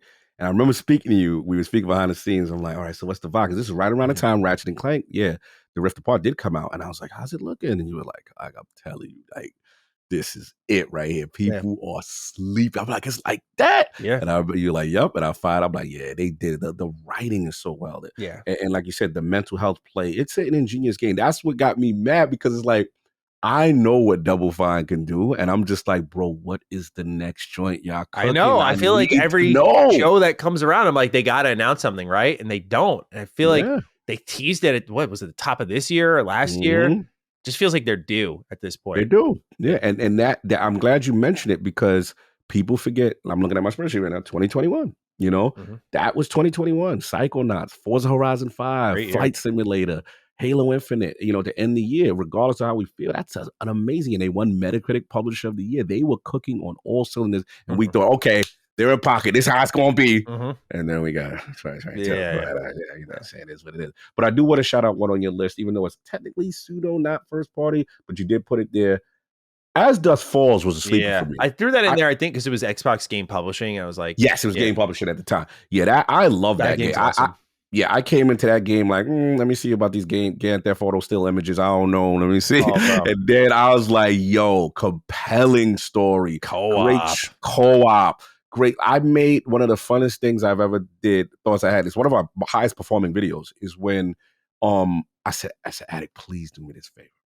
This was him and the girl at the time. I said, please stream this game. Because I want to see y'all do this. Because he never played it for the first time. Hey, they were getting into it with some of them choices. When somebody was cheating on somebody, are you going to check that text phone? Are you going to do like? And you learn a lot about people in these games. You learn a lot about your relationship and friends with that game. I just suggested it to Colin and Mike, and they're going to try it. Oh, awesome. I told them, they should. They would love it. They didn't know about it. I said, oh, y'all gonna like it for many reasons. So yeah, it was a dope choice. So yeah, go. I wanted to give them a shout out. Yeah, that game. 100%. Anything else I want to shout out here on this list? Pentiment, of course. We've waxed poetic on Pentiment. Another great surprise this generation. So yeah, let's go, Andreas. All right, Cog.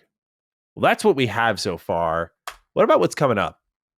Avowed, Fable, Everwild, South of Midnight, Clockwork Revolution, Project Mara, which is, for those who don't remember, the supposed horror game coming out of Ninja Theory, The Outer Worlds 2, Perfect Dark, State of Decay 3, Contraband. This one's very soon, so it'll be outdated in a couple months. Indiana Jones and the Great Circle, Gears E-Day, Elder Scrolls 6, and the Kojima Productions exclusive. So, Cog, out of this list, you don't have to pick just one, but what has you most excited for the future of Xbox? This is tough. I honestly, Matty, it's like 5, 6 of it like that. I really am excited. I mean, let's start with recent, recency bias. I love what I played from Avowed. We know what issues that they have to work on, right? But from that classic Western RPG choice and consequence, and I just can't wait to basically get into that world and learn everything about it. So that's the first one. But look, we know Fable is coming. Fable's coming. It looks special. Same way I feel about Indiana Jones. It just had that feel. It just had that. This looks like a super finished product, and high quality. Again, we still questions about the whip and full moment to moment gameplay that's uninterrupted by a cut. I think that's fair. It's hard not to get excited about. I mean, we only saw a thing about Gears, but we know what that could do, right? And the last is, man, I literally could say again, Clockwork. That's in Exile. This list is super strong. If everyone does what they're supposed to do, even Perfect Dark had me like, okay. That did look really fucking good. Like what I see. This is what has me so excited. That's why I get where the frustration with the Xbox community is, and I get with the messaging, and I get what the hell is the strategy. I get it. But if we're looking at this list that you just put here, about 12 games, whatever it is, 7 to 8 of them I am highly excited and pretty confident about. So yeah, I mean, I hated to do a cop out and say like mostly all of them, but for each reason, there's a lot. The only ones I would say, if you ask, I'll say for what I'm worried about. You can go ahead, do now. Oh, you want me to go? Okay. Yeah, go ahead. The only one, look, Everwild, I don't know what's going on with you. Respectfully, bro, we have not seen you. I saw that one little dancing seance thing, and then we ain't seen you for 4 or 5 years since. State of Decay got a lot of pressure. Now, granted, it looked decent, but we got to see, right? Because there's a lot of things. So those are only 2 that I would say, y'all still got to prove it to me. You know what I mean? On what the hell's going on? Oh, no, and Project Mara. Because after we have Hellblade 2, we got to know what's going on with you.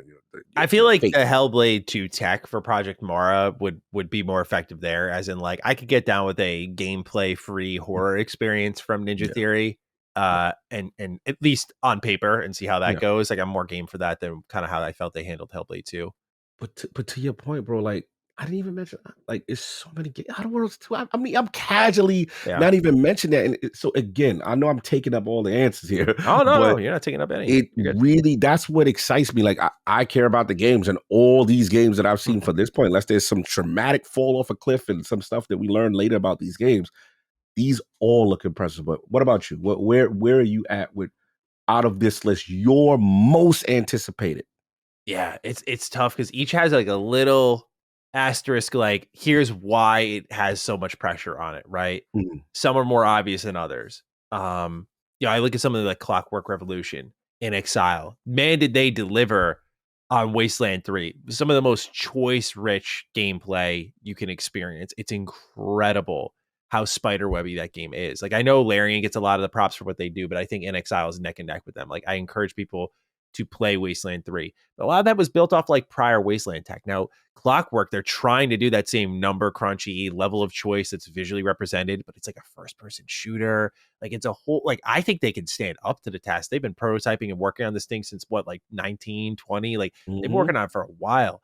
But I'm just so keen to see if they can pull it off. But there's like that asterisk where it's like, that would probably be number one for me because I love Wasteland 3. Hell yeah. But at the same time, it's like, that's a dangerous video game, bro. Like that, like it's one thing to like have built off all that tech and then but now you're making a leap into another dimension. So I don't know how much of that carries over into Clockwork Revolution, but Brian Fargo and that team are just incredible. And I'm so jazzed for that game. So that would probably be my number one. But then I look at Fable. Fable, man, could easily be number one too, because Fable is I adore the first one. Second one is really great too. Third one I really don't hate as much as others, but it's definitely flawed. But this is like, to me, Halo levels of importance. This is one of I call them the founding fathers of Xbox, right? Like you had your Halo, your Forza, and you had Fable. Like it was an important video game on that level, and it's grown with each generation. And Xbox was responsible for what happened to Lionhead. They took ownership in the Power On documentary, right? They were just like, yeah, it's like one of our biggest regrets was how we handled that with Fable Legends and making them do like Connect shit. And then there they went. Fable team was gone. This has to come screaming back and remind people like, here's why this was valued. And the craziest part is this is a Guerrilla Games level pivot. Oh, we're going to go from making first person shooters to this third person open world game. And I was a big doubter of Horizon. I was like, I don't know if they can do that. That's such a huge swing in the other direction. And they did it. So that proved to me like you can pivot like that if you got the talent. I have no reason to doubt the talent at Playground. And especially they've hired on a lot of RPG talent from like CD Projekt Red to make this game. And it looks incredible. So I have no doubts on the visuals, but I just like this has the heaviest weight on its shoulders out of any game on this list as far as I'm concerned. Absolutely. Just in the again, that level of importance to Xbox. And it has been, to my understanding, and given all that time, like there were rumors about this game in 2017, bro. Oh yeah. Like it's been floating around forever. Like it's in an agonizing weight. I'm sure for Addict especially. It's been he's losing his mind. Terrible weight. But if I had to pick a number one, what you go? I gotta go with Elder Scrolls 6. A lot of people, I've seen a little bit of the conversation shift, which is, oh, well, after Starfield, I'm very concerned about Elder Scrolls 6. And I think that's a fair take because you look at the last product, just like I did with something like Clockwork, and you're like, how do you take that magic and bring it over here into this totally different genre? Or Elder Scrolls 6 is like, how do you not bring these design choices into an Elder Scrolls game? Todd's been pretty clear that like all of these games are these I should say like Fallout, Elder Scrolls, and Starfield to him are very different in how they approach them. And he's like, yeah, we lean into certain things differently. Like Starfield is very heavily procedurally generated. Fallout and Elder Scrolls are not. So I don't think they're gonna. I really hope they're not going to repeat the same mistakes of Starfield on that level. I do expect it to be an open world, a la Skyrim, like or Fallout 4, big, full of handcrafted locations to explore, and the most procedural content you get is in like those quests, which is I'm okay with that because it kind of fills out the gaps in the world.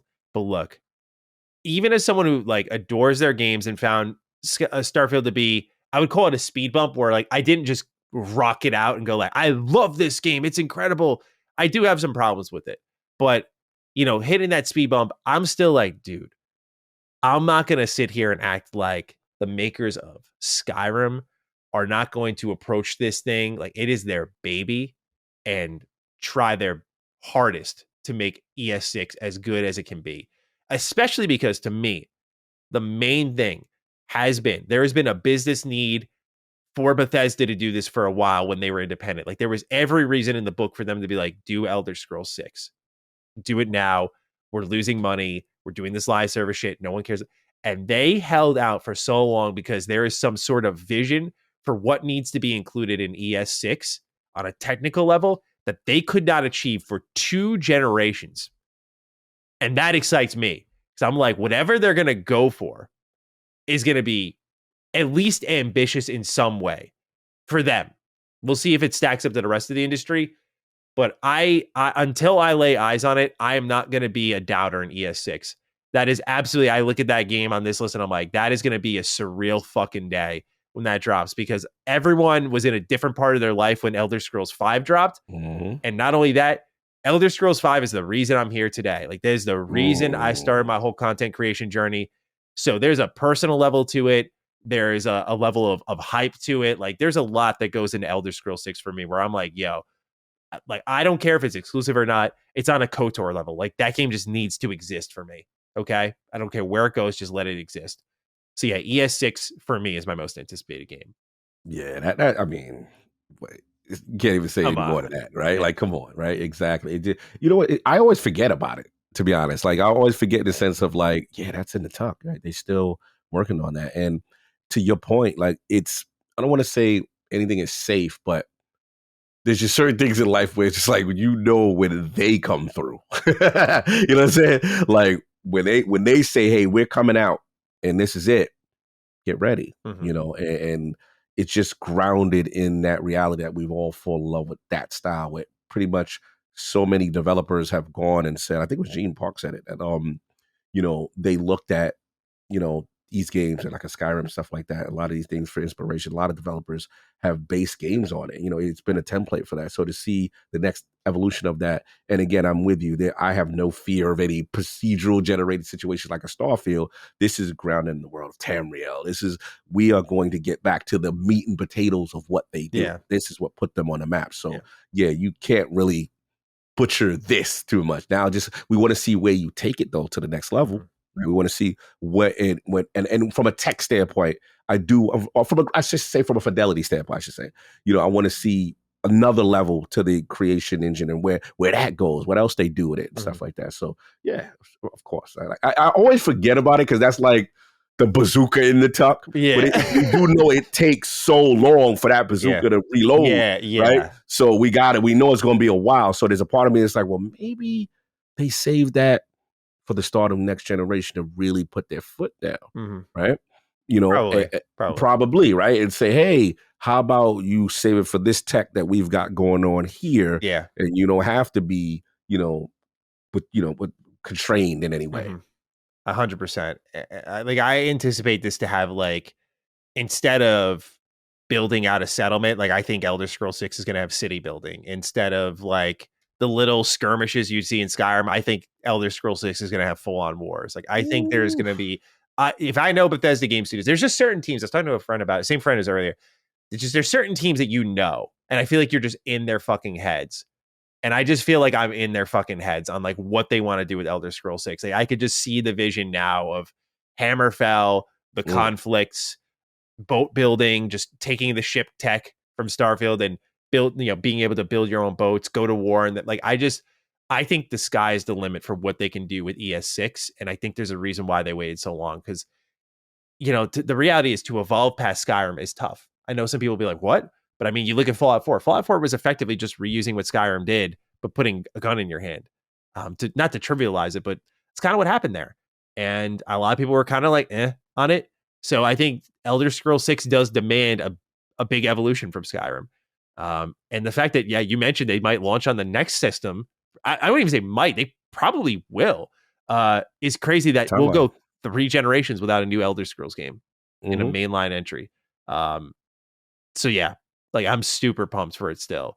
I get why there's reasons to doubt, but to me, 76 was their only really big miss. Everything else I've been very into, at the least. Yeah. Otherwise, Outer Worlds 2, I think, could show up and surprise. I think this could really, I don't know where I should put my expectations on it, because I think it'll be a high quality game, a la Obsidian. We know that this has been in the works since the first Outer Worlds game. But I wonder about, is it going to be one of their AA style games, or is this going to get the AAA support? Like, how far do they go with the Outer Worlds 2? You know, like, where's your expectations? Do you think it's going to be more like the first one, or now Avowed, where it's like next gen, the Outer Worlds in the terms of size and scale? Or does the Outer Worlds 2 get bigger? Because I loved how compartmentalized the first Mhm. Outer Worlds was. Like it just the ability to hop planets, interact with NPCs. Like that game is just so good in my opinion. I love it. Yeah. I love the dialogue, the writing. It's so witty and thoughtful. Oh, It's hell such yeah. an enjoyable game. Do you expect them to go very broad with the second one, where like planets are? I forgot the name. Not Halcyon. There's a planet in the mid part of the game that's a very big open hub kind of area. Mhm. It's kind of the closest they get to an open world. Right. Do you think it's going to be more like that or more tight, like the first planet you land on? They still, I still kind of view them as them sticking to their identity. Mm-hmm. But I do think what Avowed showed me is that they are ready to do the glow up. They are ready to now put the engine to the test, and maybe that UE5 kind of situation. So I still think they say hub world, but I with that one, I feel internally they are popping off like they know they have something super special. Mm. And again, the thing that's about them is their output, the amount of output that they have. It's like it's amazing to see how much they can keep doing in all these teams. So Yeah. this one's going to surprise. This one is definitely going to surprise. I think in a good way. I think it'll be bigger as far as scope of Outer Worlds is concerned, but I don't think they go open world. I still Okay. think they stay Yeah. in their pocket. Fergus and those guys. When I heard what they said about Avowed, I was like, yeah, this is you staying true to who you are. Mm-hmm. That's what makes you special, kind of thing. So I'm fine with that. I don't see them messing around. The chance for them to do that was Avowed. And when they didn't do that with Avowed, I'm like, okay, this is where they want to stick. Yeah. For me, games on this list I'm a little concerned about. I'm right there with Everwild. I don't know what's going on there, man. Rare got, I think, a second lease on life by selling 1 million copies of Sea of Thieves on PS5, because otherwise I'm like, what the hell are you guys doing this whole time? Like, if Sea of Thieves wasn't just consistently in the headlines of like, wow, look how great it's still doing. Right. I get why it gets that attention, but the fact that Rare's just had nothing to show for 7 years now is fucking insane to me. So yeah, or nothing new to release for 7 years. Yeah, nothing new to release. Yeah, we just want something else. Otherwise, on this list, I'm gonna throw out Contraband there. I just like, I wouldn't be surprised if one day I read a headline that this game just got canceled. I just like, I remember the rumor was from Jez and Rand that this game was coming out at the end of 2022. I'm like, well, we missed that date by a lot, so something happened there. So I don't forgot about it. Yeah, Contraband's an easy one to forget, because I remember when it was first announced, it was like, yeah, you're running heists with your friends. It's kind of like Payday with vehicles. I was like, yo, that sounds great. Like, I'm totally down for this. I think it was described as kind of like open worldy. I was like, yeah, this sounds great. And what was that, like 2020, 2021? Yeah, it's been a minute. Yeah, it's been a while. It's been a while. So hopefully we see Contraband one of these shows. I've just kind of given up on like putting it on any of my lists for like expectations of making an appearance. But otherwise, I put an asterisk, like maybe like kind of Project Mara, and like what's the gameplay focus from Ninja Theory overall now, just after playing Hellblade 2. Asterisk. Yeah. What is the dedication to that kind of experience? And I think this will be a game that better informs me on what this team wants to be, because Hellblade 1 was definitely combat centric. Games they've released beforehand were very combat centric, but if they're going to be artiste, a little more gameplay free, I'm excited to see what a horror game from them is like. And I would love to see them go survival horror, because then their kind of tight knit design, very short style games would, I think, flourish in this genre for sure. But right now, after Hellblade 2, I've cooled off a bit on Ninja Theory based on the hype I was putting on them. I was like, this could be their Naughty Dog. I was wrong. I was completely wrong about that. And so, yeah, now we've cooled off on them. And so we'll see what they can deliver next time around with much more reasonable thoughts and expectations. The one that is intriguing to me is this damn Kojima game. Like, yeah. What the AI, this could, right? Yeah, like this could go so many directions. I could see a scenario where he done ran off with the bag on Xbox and make some wild thing that we're like, yo, what is this, bro? What is this? And then there's also a part of me that's like, yo, what if he really comes up with an ingenious way to utilize their tech that no one's ever seen before? For as much as me and you give Brad flack for that, what is it, that Death Stranding that he goes so hard on, shout out to Brad and Summerside. But there is a part of me that I looked at certain frameworks of Death Stranding, and I'm like, if he had Azure Cloud and servers and utilizing that whole system that he was using with the interactions in the world, could he kind of build upon that as a foundation to do something special in gaming? And if anyone could do it, I would give him that. It would be him. Mm-hmm. That I will give him. His brain works in such a weird way that he may be able to pull it off, but I just got to see what the hell this game is going to be. Yeah. I just got, this is one of the wildest games. I don't know what to expect from him. I really hope that, oh man, I just hope that he doesn't deliver like a package delivery simulator. Like I hope it's actually like a traditional game in a sense of like the elements that it provides. Like, okay, you're going to make a horror game. If it's going to be inspired by Silent Hill, maybe give me like a plank in my hands or something to utilize, that sort of thing. But I don't know. We'll see. Every game doesn't need a weapon per se, but I think I just feel it missing the most when it's not there. So just Kojima, man, like it would be sick if you just included that. But yeah, we gotta see. Yeah, otherwise, definitely a bright future for Xbox. A lot of things to look forward to, in my opinion. Sure. Up next, I want to review every year of Game Pass briefly here, Cog. This, again, is part of the assessment of the generation thus far. So bear with me. A lot of names to read off here. These are all day one Game Pass releases. Again, I left out first party because we already talked about that.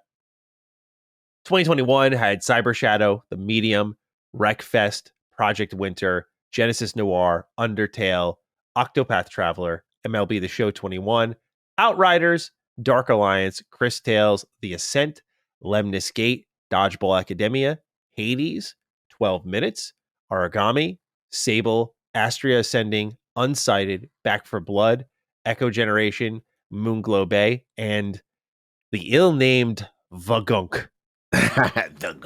So let's go ahead and assess 2021 thus far, Cog. What are our feelings on this year? This is really the first year of third-party day one Game Pass titles. It really began with things like Outriders, but from there, it kicked off a whole new thing of what Game Pass would provide. So do you have a favorite game from this list? Do you think this was a good year for Game Pass day one drops? What stands out to you here? And maybe what you didn't like as much? Yeah, this was very top heavy. This showed me like, bam, we're gonna get some major games in this thing. I remember, the Outriders MLB The Show combo was kind of right around the same pocket. Yeah. And I was just like, yeah, man, this is strong. A brand new IP, people can fly. Kind of in that Destiny vein, looter shooter, but with a third person.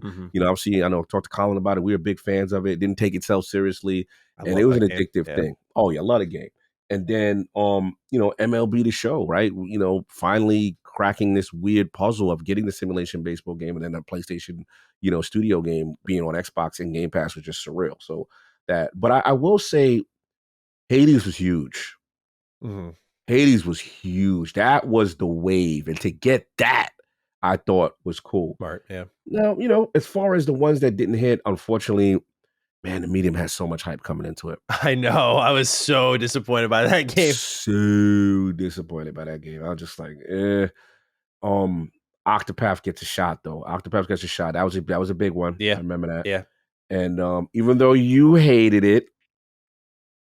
Oh, I know which one you said. Even though you hated it, I did find some enjoyment. It could have been better, The Ascent. I did find some enjoyment in it.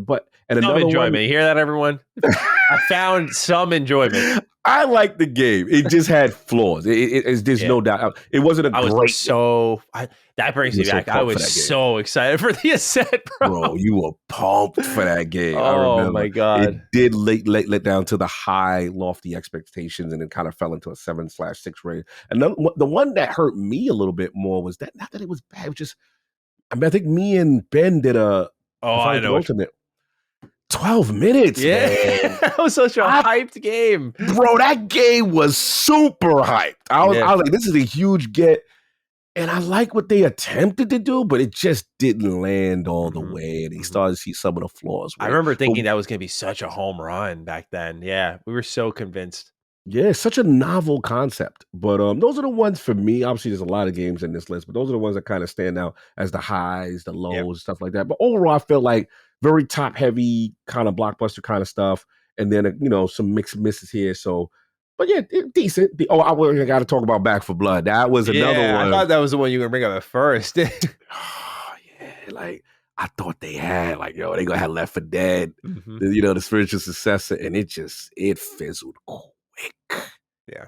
Quick, man. So, Yeah, it was kind of up and down, but some big names in there. A lot of huge titles, but the rest overall, like so and so. But where was you at with Yeah. Game Pass that year, 2021? For me, it was really only one heavy hitter, technically two. I'm not like big into sports games anymore, but MLB The Show, like on an optics level, on a need for this console Woo! level, it really addressed something important. And again, this is why I think like Xbox was doing so well earlier, because they were addressing gaps. Like you had Octopath Traveler as well. Like we're getting the JRPGs that, by the way, they haven't even made their way to PlayStation yet, which we all thought would have happened with Octopath Traveler after it was on Switch. MLB The Show, again, like addressing that big simulation baseball need. But for me, like the big hit was Outriders. I was like, oh wow, like this brand new IP. It was like a month shy of the game's release, and it was like, this is day one. Like, okay, it really defined to me what Game Pass could be. It went from a game that I typically wouldn't be as interested in to a game I immediately cared about, and I was like, I'm going to play that when it comes out. And I ended up loving Outriders. I thought it was so fun. I still really even had a game deliver the kind of locomotion, as I always define it, that Outriders gave me. Just always moving around the map, just dive bombing everyone. Like I would say Space Marines 2 is getting there though, for sure. But Outriders was just a really special game that I think kind of got mischaracterized at first. People thought it was going to be, oh, it's going to be live service, bro. It reminded me a bit of how people were like insistent that Battleborn and Overwatch were the same game. And like, no, they're fucking not. Do you not know the difference between a hero shooter and a MOBA? Is it that hard to tell? Same thing here. Like Outriders had to be live service, and it's like, no, it's a co-op shooter. It's like Borderlands. And I think they did a great job with it. I never got a chance to play the expansion though, unfortunately. But it was also the year of like, oh, they'll just throw bags at anything to come day one to the service. Dark Alliance, Back for Blood. In particular, Dark Alliance was awful, awful video game, bro. And as someone who loved the Baldur's Gate Dark Alliance series 1 and 2 on PS2, I was sick to my stomach with this game. I thought it was fucking terrible. And that's why I always remember making the video saying that Xbox has a Game Pass problem where you have a game like Outriders and you had a game like Back for Blood and a game like Outriders, like, I'm sorry, a game like Dark Alliance, like this inconsistent quality. I was also pretty hard on the Ascent. I was like, this isn't where it needs to be. Like, I think that's where the term got invented of like Game Pass stink. Like, we don't want to have games with Game Pass stink. You want to bring quality stuff in that lifts your service up. And I remember at the time, a lot of people pushed back, but nowadays it's like, yeah, the expectation, Xbox has done a good job, as we'll go through this list, increasing things. Because for a while, in my opinion, it's the idea at Xbox team hard carrying this service. I mean, you look at some of the games here. Sable was great. Origami, not really idea at Xbox, but I want to throw that out there. That was a decent one. Hades, Dodgeball Academia. Unsighted is phenomenal. Echo Generation is pretty good. Moonglow Bay is a really good, cozy game. I hate the name, but the gunk was considered pretty solid. Chris Tales, I didn't love, but I can see the appreciation for it. That was another one. Like, I thought that the idea at Xbox team really started to show out this generation on just how different things would be. And for me, my favorite game when it came to Game Pass this year in 2021 was definitely Unsighted. Unsighted is fantastic. I remember. Fantastic. I want to shout out two on the list that they were not on the list, but they may not have been day and day. So I mean that's why you didn't add it. But I want to shout out the Forgotten City was on that year. Forgotten City was amazing. That was on the list. Was that a day one drop then? I don't think so. That's why you're correct by not having it as a day one drop. I wasn't sure. I saw it though. Yeah, it wasn't a day one drop, but it came into the service in that year. Yeah.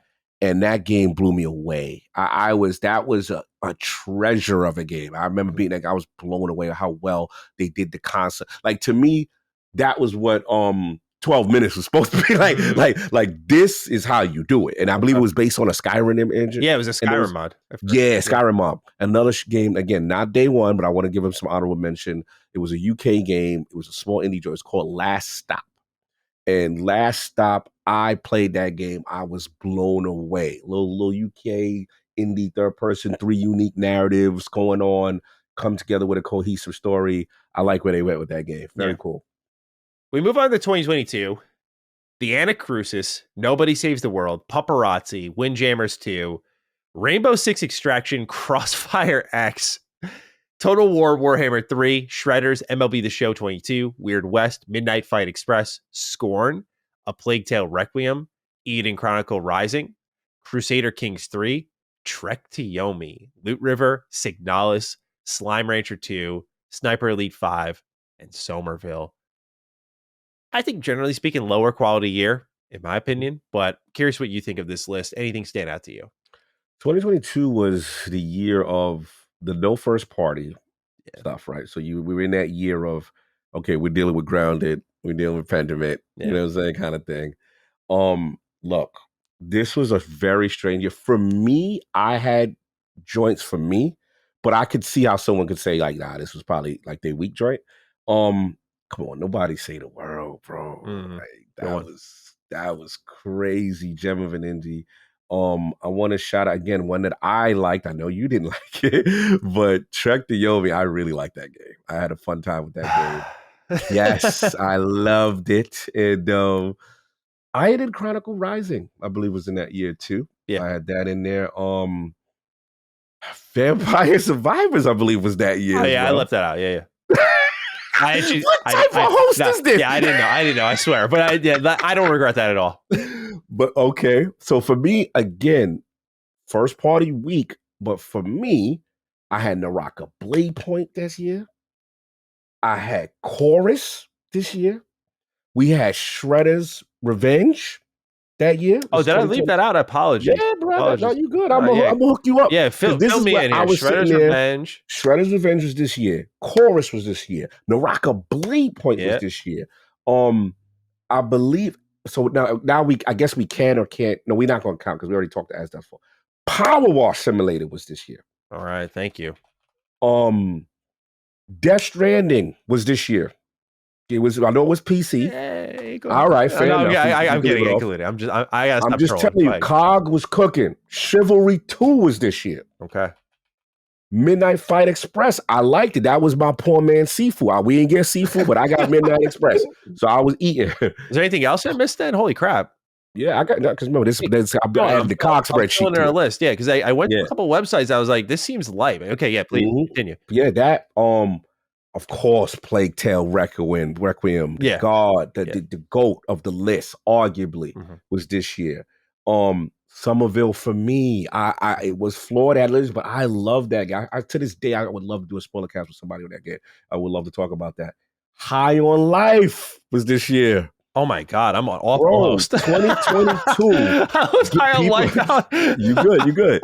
Xbox Game Pass absolutely cooked. It was just that the first party was garbage. Let's use not to interrupt you. Let's use your spreadsheet moving forward, just in case. I think I was pretty thorough with 2023 and 4, but just on this, just to be safe, if you got everything there, you can send it to me or whatever. But I just I'll send it to you. What it is now, mind you, my spread list is incomplete because I didn't. What you did is listed everything. What I did was on my spreadsheet just put the games that Cog cared about. Oh, okay. You're on that list. So on this way and fill in anything I miss. Yeah, that's what I said. Because you have the more comprehensive list. Okay. But what it is there's some games that came out, but I was just all right, I didn't care about that, even though they were good games. But this was the Cog list. So sure. But so yeah, those are the things that was missed there. And asterisks, there's 2 asterisks, even though they weren't day and date. Mass Effect Legendary Edition dropped into that year, and then Hitman Trilogy dropped in this year. I think that was like the same month, wasn't it? Yes. They were like a couple weeks apart. And Marvel Guardian of the Galaxy dropped this year, 2022. Yeah. So overall, Game Pass to me was absolutely cooking in 2022. It saved. I played more games that year, even though it was their worst year from first party output. But yeah, that was there for me. And then we'll go into the as far as the bad stuff. Obviously, we have some here. Yeah. Where do I? Oh, Scorn got to get that work. Scorn, how dare you? After all that hype, Crossfire X. Oh God. That was, someone who went through that whole campaign. I think me and Ty Guy Travs bonded on that one of just like yeah. And last but not least, for all the hype of a release, Rainbow Six Extraction. Yeah, that was not good, dude. Not good. We felt something was up that Ubisoft was laying out to happen day and date. Yeah, that was so out of nowhere. We're like, okay, all right. We're like, you don't do that. You normally, we got to wait for you. Yeah. Yeah, those 3 were probably my worst ones for sure. But I love this year from Game Pass. I really did overall. Yeah, definitely better than the original list I provided, I would say. You good? I got you. Yeah, there were some low lows. I'll cross those out. Anacrusis, I never even touched because it just looked awful in the trailers, and I don't think it got very far at all.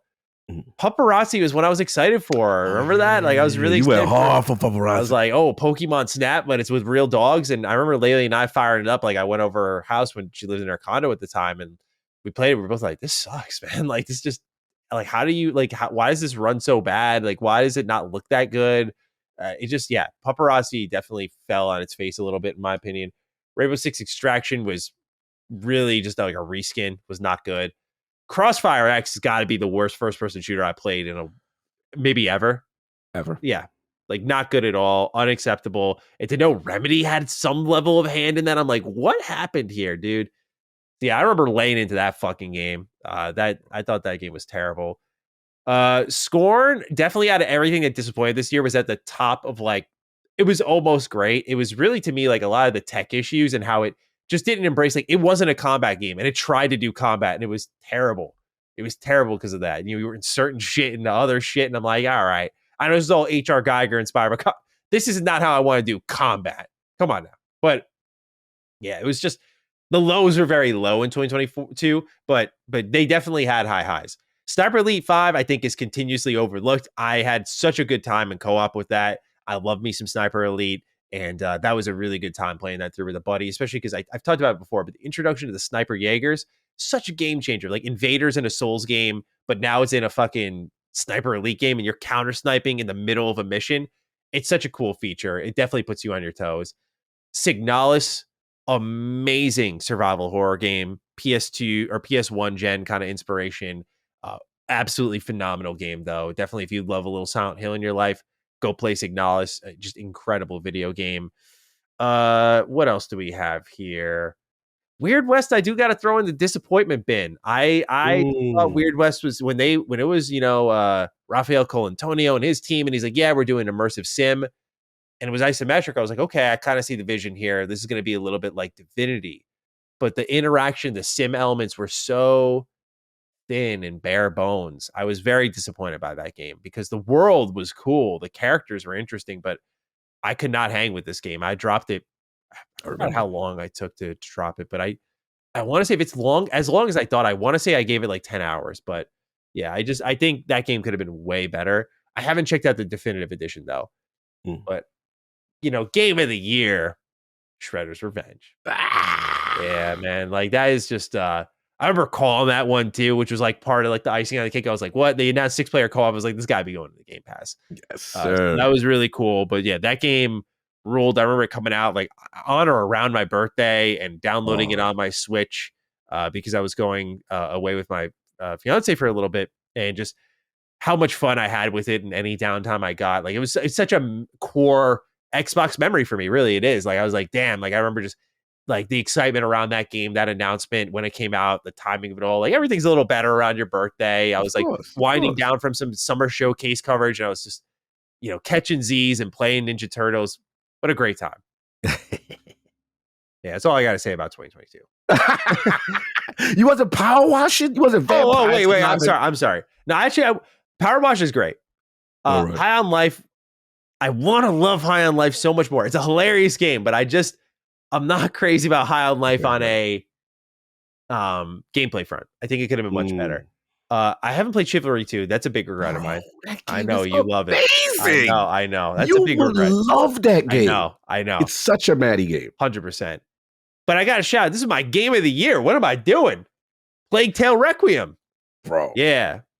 And I think that was at that point, was it 2 years in a row? Because I want to say my game of the year was in Game Pass 2 years in a row. And that's where I started to really love me some Game Pass more than I already did. Because I was like, yeah, you may miss sometimes, but you're putting my favorite games out. And, their promise was like, we want to help you find your next favorite game. And that was happening. I mean, I was already a Plague Tale fan, but Requiem is like the closest we ever got to Last of Us level territory from a developer that's not Naughty Dog. And I think that game is spectacular. Amazing game. I can't say enough good things about it. Go watch my review on it. Oh yeah, watch that. Audible shout, because even though I don't play those type of games, I remember firing it up because I needed a Game Pass pick of the week one week. I was like, you know what? Let me try this Crusader King.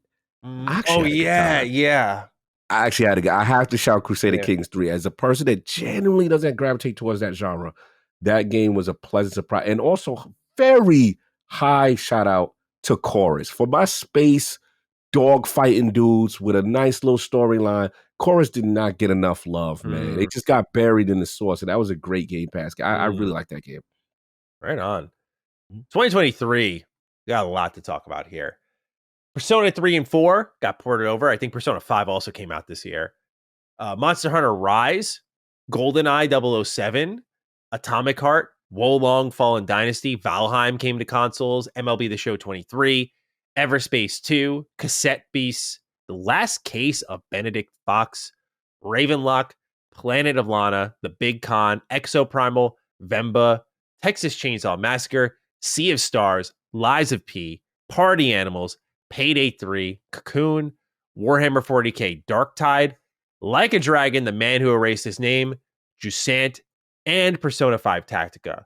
And obviously, you, sir, fill me in if there's anything I'm missing here. No, you golden. You cooking. Dude, this has to be the best year. Yeah, this year was stupid. Yeah. Like, it was just so much going on. There's like almost no flops.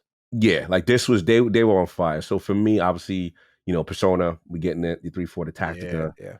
Wolong was huge. Wolong is so good. And that's a game that I just don't feel got enough attention. I really don't get it. Everyone's looking for the next Sekiro, and I'm like, I know it's not literally Sekiro, but it had its likenesses. It had the RPG systems on top of it. Like, it was so good. I was like, why aren't more people talking about and playing this game? Like, it had that level of mastery and feeling good. That Lubu boss fight is sick, so good. So I'm surprised. Yeah, Wolong was ridiculous. Yeah. Obviously, the MLB Street continues. Planet of Lana was so special to me. So special. I love that game. That was a tearjerker on certain joints. Cocoon. Wow. Blow the way. I see who was the A side of the inside relationship. I saw who was the A side. I had to admit, I was blown away. That was some Inception trippy joint. Come on, I gotta shout out your Liza P.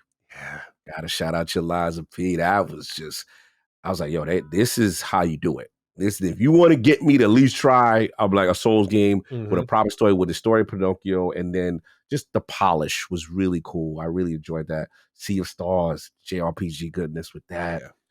I got a Kiryu game for $3.99. That was actually decent. Oh, and I was like, I finally got some gameplay that wasn't archaic. That they at least try to modernize. I love that agent. When he did that agent mode, he had the shoes with the thing, and he could move around. And I was like, I could get with this modernization version of your archaic beat up. But it was a good story. It was a good story. I liked how they gave me the backstory with him.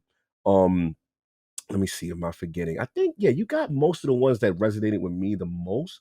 But I'm trying to think who else here. Well, you got that. Yeah, MLB shows the classic.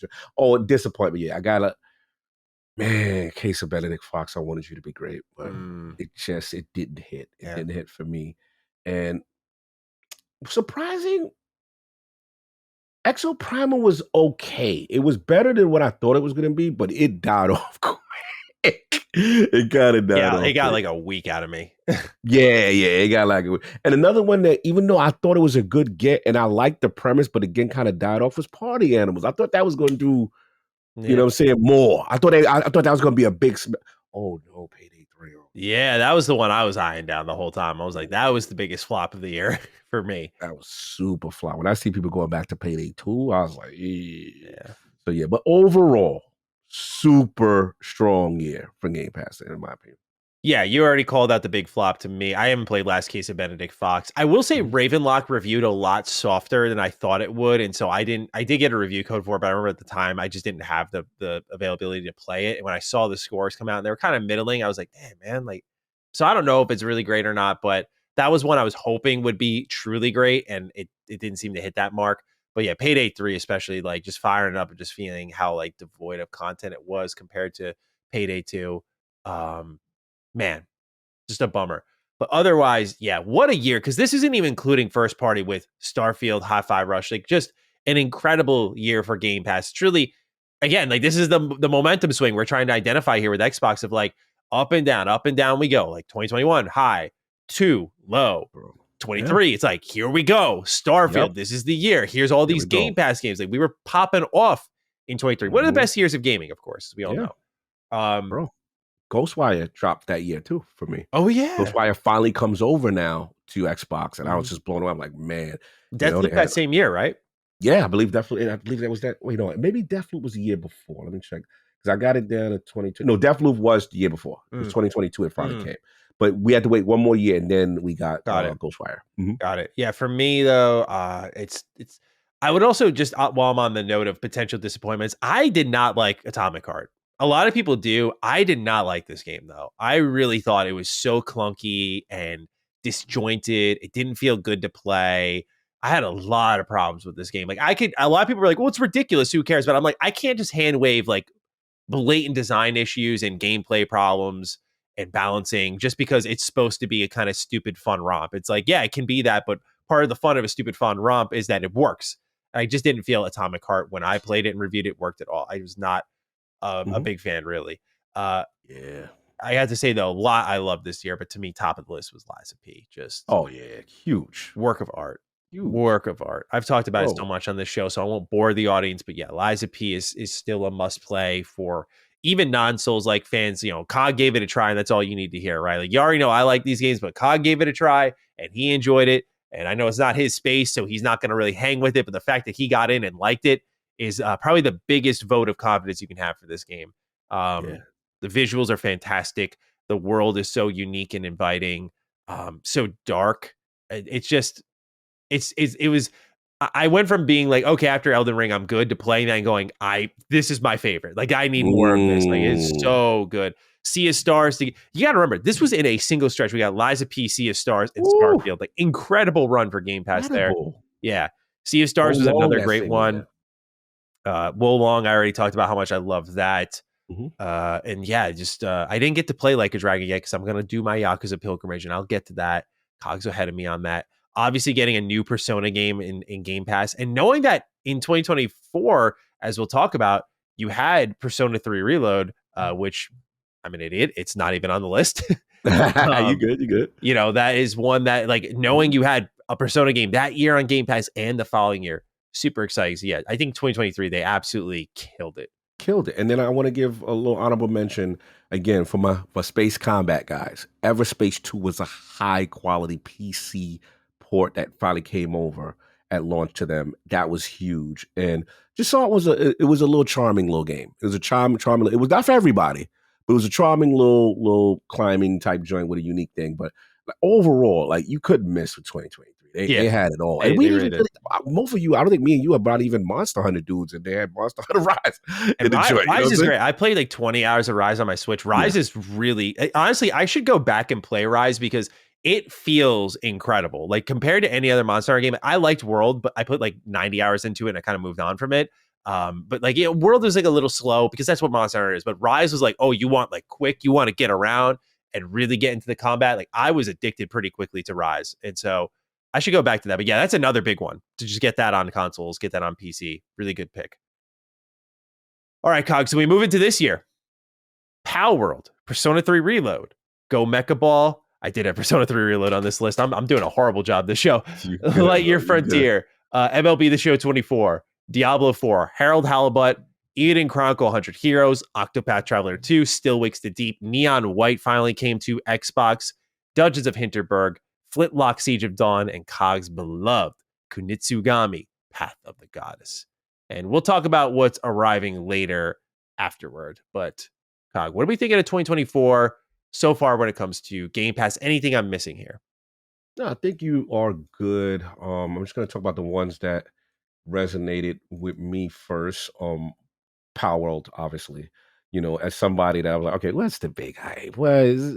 Oh no, Pokemon's with go with the guns out, and I was like, okay, now this kind of fun. I ain't gonna hold you.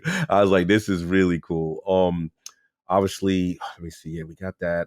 Ayuden. Mm-hmm. Ayuden is huge. People are sleeping on that. Attic is way farther than me. He just beat it. He low key has it almost as his game of the year. That's how much Wow, good for he him. loved it. Yeah, he really It's a really good loved game. that. Yeah. Yeah, really good game. Obviously, Octo 2, huge. Which I didn't get a chance. I'll defer to you on Persona, but Mm-hmm. Diablo's a big get. Diablo's a big. I mean, it's for me. It was like I already had played it, so I was just like, for everyone else, it was a new get. But I didn't wait until it gave it to the service. I already just wanted had to it. account for Diablo 4 because it was the first Yes, no, it's huge. Activision game hitting the service, so I wanted to account for it. But I know it's a little bit of an asterisk next to that one. But yeah, no, it's a good call. Good call. And obviously, I'm playing Dungeons of Hinterberg now, but my gem by far is Knightscope. Yeah. You know, I feel that game historically would not even get made, right? And because of its uniqueness and the fact that Capcom's like, all right, we're not sure, but hey, we're willing to let you get this, you know, and put this on Game Pass. And yeah, then obviously the year's not done yet, and we got the heavy hitters the second half. But so far, decent. I'm not going to give it the title just yet, like how we gave it 2023 just yet, because there's still stuff coming. You know what I'm saying? There's stuff specifically. Do we have a release for Expedition 33 yet? No. Do we know what year it's coming? I think next year. Oh, it's next year. Okay, I got you. Because that could change. That will shift the dynamic of whoever has that game on their year. That game is. Woo! Did you see the extended gameplay for that, bro? Oh my god! I was like, damn, dude. I don't know how they got that in Game Pass. I'm like, that's what I'm saying. I'm like, people would have. Did they know people would have bought this? Like, I mean, maybe this is the idea, though. It is creating a lot of awareness, and there is a. I know a lot of people are always thinking about Game Pass back, but there is a value in like people are going to see this and share this, and yes, you know, they're maybe wise to target Xbox in that way, bro. Oh, I don't forget my Still Wakes the Deep. I'm bugging. I like my little Still Wakes the Deep. It's not for everybody, but I think it's a little quick. Look, solid. The rest of the year, though, when we talk about I know we're saving that part for later, right? We'll talk about that. We'll say that when we get to the rest of the year. Then we gonna have the 2024 could then talk more stronger to 2023. But right now, decent. Where you at? Yeah, I'm right there with you. Solid year. You know, you have to acknowledge that Xbox had in 2 of these 4 years some of the biggest games of the year on their service in Power World and in High on Life. These are both games that went insanely viral. And in the case of Power World, I mean, this is a moment where I know Xbox is on the receiving end of criticism, and rightfully so. You know, right? Like lately, I've seen, we skipped out on Guitar Hero, and we skipped out on this and that. I'm like, look, I get it. And I think it's fair to critique that, but they've also been on the money with a lot of shit that has been like Power World was absolutely the biggest game of this year. Absolutely. They sold how many million copies in a week? Unheard of numbers. They were just plowing through, man. They sold so much that like the head of the company was like, I'm kind of scared because I don't know what to do with all of this. Like, we don't know how to manage this all. We might lose money in this. Like, that's how much. So I give Xbox credit. Well, I wasn't like a lover of Power World. For me, I'm going to wait till it's not looking the way it does and it's more well put together and has a visual polish that doesn't feel like a bunch of UE asset flips. Like I don't care. Like, people can have fun with it and enjoy it, but I just think the game looks a particular visual level of laziness that I'm just not a fan of. And I will come back around when it's not in that point. But there is a charm to that game, no doubt, of like watching your monsters get to work. Also, like some of the early access jank in watching like them get pissed off, even though I'm doing everything to take care of them. I'm like, yeah, I don't want to deal with those headaches. I want those to work properly. But Power World, like they nailed one there. Like, that's a huge game. You get one from me in Persona 3 Reload on the other end. Like, day one remake of Persona 3. I love Persona 3. But like I will say, playing remakes of Atlas games, I'm not like Persona 3 is a flawed game compared to like the big 3 Persona games in 3, 4, and 5. I think 3 is the most flawed in its kind of structure and its narrative and its pacing. I do feel like there was a missed opportunity there, but I don't blame Xbox for that. In terms of getting something big and putting it on the service, like Persona 3 Reload was a great get. That was a really good game. What else do we have? Harold Halibut flew under the radar. I watched Laylee play it. Pretty good game. Pretty funny game. Told me about that. I gotta let me download. Yeah, I feel like you would enjoy it. It's charming. Again, I'll always think of this. I don't want to spoil too much, but I'll think of this scene where like you're running back and forth with like the gym coach and like he's panting and the dialogue and the interaction. It's so natural and believable. The game has heart. It has heart, and I will just say, like, I know I'm certainly a sucker for a cool name in a game, but don't let something like Harold Halibut kind of scare you away. It really is better than it seems. And shout out to my fiance's open-mindedness, because I never would have downloaded this game. Eden Chronicle. I love that Xbox is targeting these kind of retro style JRPGs. This is 2 years in a row now, so that's a victory. I want to check out Dungeons of Hinterberg based on what you said about it at some point. But really, the big one on my list that I want to get to before the year's out is Kunitsugami Path of the Goddess. That is the one that seems the highest of quality this year, the biggest surprise. Cog has been loving it, doing all of his achievements. This guy's been playing for how many weeks now? So yeah, it's got New game that plus. Midnight Suns effect where it's like, let's see what this man has been raving about this whole time. So yeah, 2024 I think has been solid. In the terms of, and what I can say is looking at this list, maybe Flintlock's the only dud. And in many places we've gotten write-ins that it's actually not that bad. But in the terms of like looking at the quality overall, I think it's pretty consistent here. And that's something that started in 23 and they've kept it in 24, provided there's no flops and what's coming later. So let's get into that. We have Age of Mythology Retold, which will be out by the time this episode's out. Aura History Untold, Frostpunk 2, Stalker 2, Towerborn in Early Access, Arc 2, Hollow Knight Silksong, and The Altars. And now some of these are 2025 games. Some of these are later this year. But generally speaking, the slate has a lot of exciting upcoming ones. What are you most looking forward to, sir? Quick question before you go. When does 33 Immortals come out? I saw it was on a 24 list, but it was like a to be determined, unannounced kind of thing. Okay, so I didn't include it. Anything that was undated, I didn't include. No, fair enough. Like no window, I just didn't. Yeah, that was the only one that I had that. But other than that, we on point. Yeah, no, look. And then sorry, because COD is technically first party now. That's right. Yeah. COD is first party. Yeah. We can't count that. All right. Yeah, look. Stalker could change this conversation if Stalker is really good. Mm-hmm. Now, the latest I heard from the Digital Foundry guys that they played the Series X version at Gamescom and were blown away. Okay, that surprised me because I heard that wasn't 60 frames. I was like, "What? How? What sorcery was this?" So that blew me away. And then I spoke to a couple of people just recently, who I guess were at PAX West, and they are raving about Stalker right now. Mm-hmm. If Stalker is what we think it could be, this could change the dynamic of 2024 big time. Because again, we came in, I don't want to grade them on a curve, but we know what that studio is going through, right? So it's like I always wanted to be fair. If it didn't hit, I'm going to say that, hey, it didn't hit, but we know what's going on. But now this looked like it could be turning into something special. Mm-hmm. So we'll see. I think me and you both agree that Towerborn, from what we saw, what we played, what we can talk about at the Xbox Gamescom LA event, what we played there, I was really impressed. Yeah, I was very impressed. That could be something very, very special for them. R is R, we know. I mean, Age of Mythology, we know what's going on.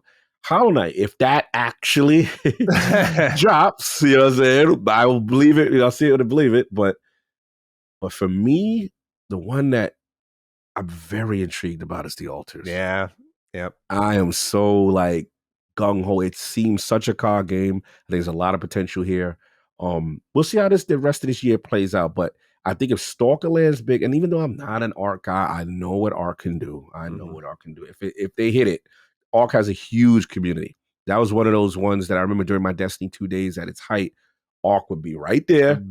All the time in the mix. They don't play. That Arc community, they get down with them dinosaurs. Yes, they do. They're official. So we'll see what's up. But those are the ones for me. What about for you as far as the rest of the year? Ooh, a lot of really good ones. A lot of time sinks. Aura History Untold and Frostpunk 2 are releasing right next to each other, and they both look like games that'll just cannibalize any level of free time I have. And I'm excited for both of those big time.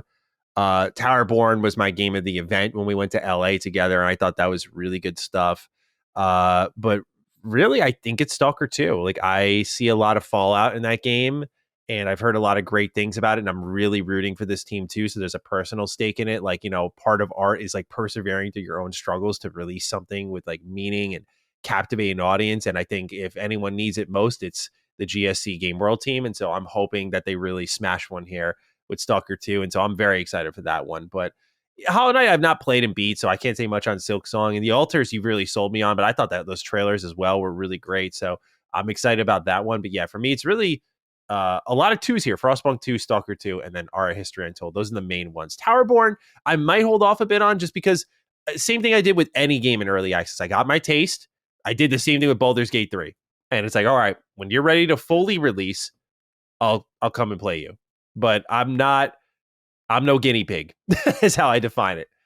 I'm no Pig guinea is the pig. same way. Yeah. He's like, bro, I ain't paying attention to your game every 5 minutes for Yeah. Like I'm not into that for every experience. So with that, Cog, any extra thoughts on Game Pass and where we stand currently with the service?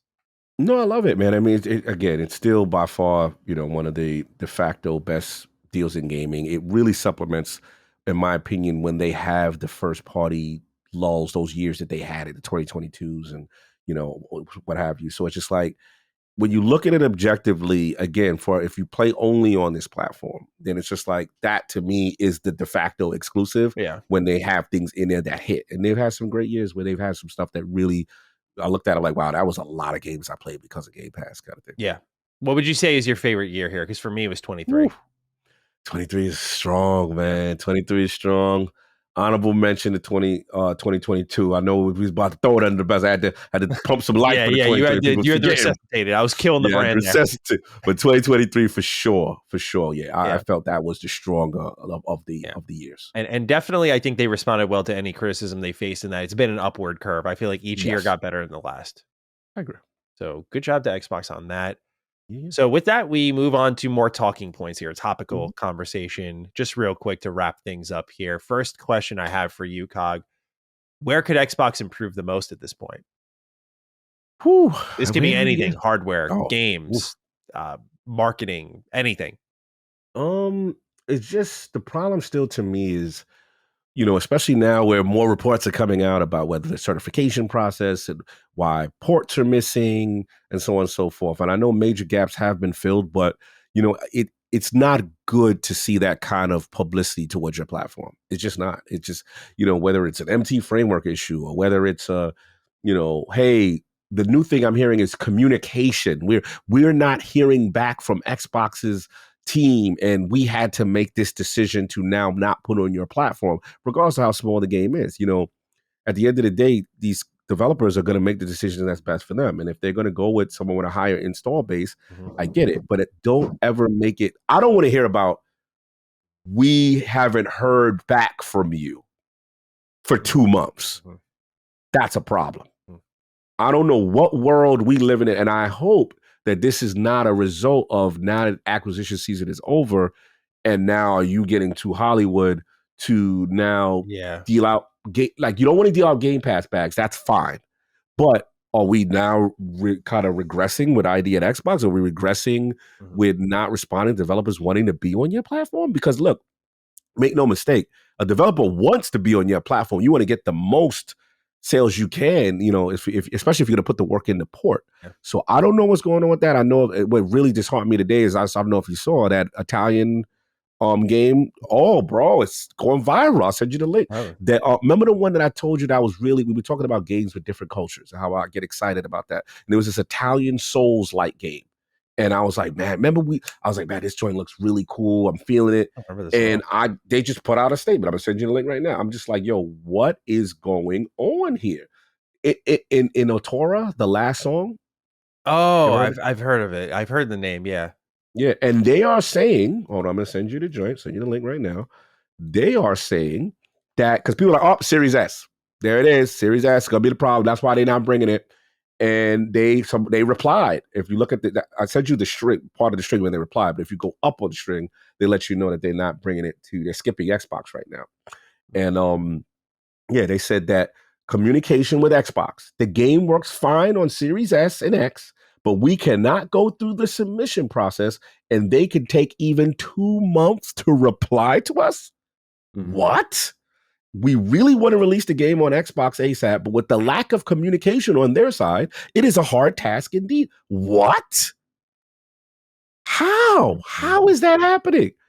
I thought we were past all of this. I thought the new thing was going to be something about the Series S. Yeah, I don't know about this. This is the second time this has happened, though, where like an indie dev has had to kind of put Xbox on blast publicly to get their game out, and I'm just like, really? Remember the Chinese developer or something? Yeah. HAAK. HAA. Yeah. Look, I get it. Some people are like, I'm probably, don't care about all these games, but this game, if this is the game I think it is, let me pull up that site. That was the game I saw at what you call it, Games Fest. And I believe it was the Souls like um based on Italian lore and culture. And it was a very unique style. And I'm like, man, this looks really cool. Let me just make sure it's the same game. Because if it is, I'm gonna be upset. That game looked cool. Let's see, Atoria last showcase trailer. Let me see if this is it. Yeah, this looked like it. Yep, this looked like it. I remember. Yep, this is it. Yeah, that's a problem. This is a Souls game too. Like, bruh, like what they got to do for you Like, we got Liza P. We're good. who controlling the email responses? Yeah. What's going on? Like, bro, don't get too full of yourself now that you got Call of Duty. Like, so that's just me. So that's my main, thing as far as platform improvement. And then I'm trying to think. We got certification. We got that. We got the ports. Yeah, that's my main thing as far as what they need to fix up. Yeah, I guess I kind of piggyback you a bit in communication. Seeing this is obviously an extreme problem, and it goes across all pockets of the company now. And it's kind of a games industry problem. I think a lot of indies are learning that as the industry grows, that even our line of work, Cog, you just will follow up with someone 4 times in a row and not get a reply. And I don't think you're entitled to sit here and say you expect a response within, if you email someone 4 times within a month and you give them like a week, which I just had this happen. I followed up 4 times, each once per week, and only heard back now. I'm like, that's unacceptable. Like, it's a professional industry, act like one. But I think a lot of people aren't willing to do the work. And I'm not saying that's the case with Xbox, but it is an industry problem. There are many people who just want to park it and not respond and not do their job and not move things to get you to your next step. And so I wonder if that's also leaking into the development side, where there are indies who are like, why is this taking so long? Like, we want to release this game now. Like, we're ready to go. We have it ported. That's the thing. They've spent the money. They've done the work. Like, a lot of people I saw were like, well, I'm not going to play your game then. It's like, motherfucker, they're not doing this to be contentious with you. They spent the money and the resources and the manpower to make the port. It doesn't just on and work. Like, this is a huge, like, they've potentially wasted money by working with Xbox. And that's the more damaging part, is if they got a game that's going to pop off, or they have a game that can pop off, they're not going to want to work with Xbox and be like, remember that shit? Yep. Remember the money we wasted? Remember how they almost fucked us? That's the problem, right? So it's that. And of course, we've talked about ad nauseum how there's too many mixed messaging points. I know all these different companies have talking points. Here's what we're going to say. Here's how we're going to approach it. But there's just too many different teams getting different memos, it seems like. Here's what you're going to say, Phil. Here's what you're going to say, Sarah. Here's what you're going to say, Matt. Here's what you're going to say, Tim Stewart. Here's what you're going to say, Amy Hood. Here's what you're going to say, Satya. And they all just have too much autonomy. And someone needs to call a shot on, like, this is what you're going to say. And that's it. Okay. Because then you have moments where Sarah Bond goes out trying to justify the closure of all these 4 Bethesda studios and looks foolish. And then Phil looks stupid for the amount of times he's walked back on his words in a short span of time. And then the back forth between like what Tim Stewart's saying versus what Phil's saying, you're hurting yourself, because there has to be, like, no one is looking for blind trust in a corporation, but I have to believe that when you say, like, for example, we're not bringing a product somewhere, that's going to be the case. Like, that's it. You're not going to be doing that, at least not soon. And that when it does happen, there will be enough time passed where that decision has time to process, be made, and we're far away from it when it actually happens, where it's like more understandable. I just think this is the number one problem. Like, it's not a game problem anymore. Like, they have games, of varying quality, and they're not perfect, but they have games. They have Game Pass. They have a great service there. They have a great hardware team. Like, they have a lot working for them. I think just their messaging, communication, and ability to identify like talent worth keeping around as well are their biggest thorns in their side right now. And honestly, the reason people are so reactive, I think, to Xbox problems is not only because people want so badly for them to be great and how they just continue to set themselves up for failure, but because there are so many times where Xbox has created the problem themselves by talking so much that they put themselves in a corner. And I'm not advocating for complete silence from them, but you might want to look at your competitors and go like, hey, maybe we should just like dial it down a notch and have one person speak for us, not everyone. I know that's a tough sell probably for people working at the company. It's like, hey, all of you are basically going to stop talking. It's just going to be Phil. But that's kind of what's needed to stabilize the brand, because at least then you have one source that you go to. Like when Herman Hulst talks, we're listening. When Doug Bowser talks, we're listening. Like we know that information and how it's like being fed to us, and it's direct. It's not always perfect, but it's direct, and we just can take that and run with it. Whereas Phil has like 18 different people who can talk for him and all have different ways of approaching it. So yeah, I just think from what we're seeing here with games not releasing to Xbox just talking to their consumers and just like most people are here just to buy games, dude. Like you shouldn't make it this much of a taxing process. It's supposed to be a luxury to just buy games and play them. Let it be that. Like facilitate that process a little better by messaging and marketing properly. I love the air of transparency, but like it's almost like someone who like do you have those friends in your life who just almost want to be roasted all the time? You know what I'm talking about? Like people were just looking for negative energy sometimes. Like they just like, yeah, fucking cook me up. Like Phil kind of gave me that vibe when after all this shit that's gone down, he takes the stage and does talk about the games Xbox skipped out on. It's like, I love the transparency. I love the inside of the industry, but bro, read the fucking room. What are you doing? Like talking about this shit when like there's so much crap going on with your platform.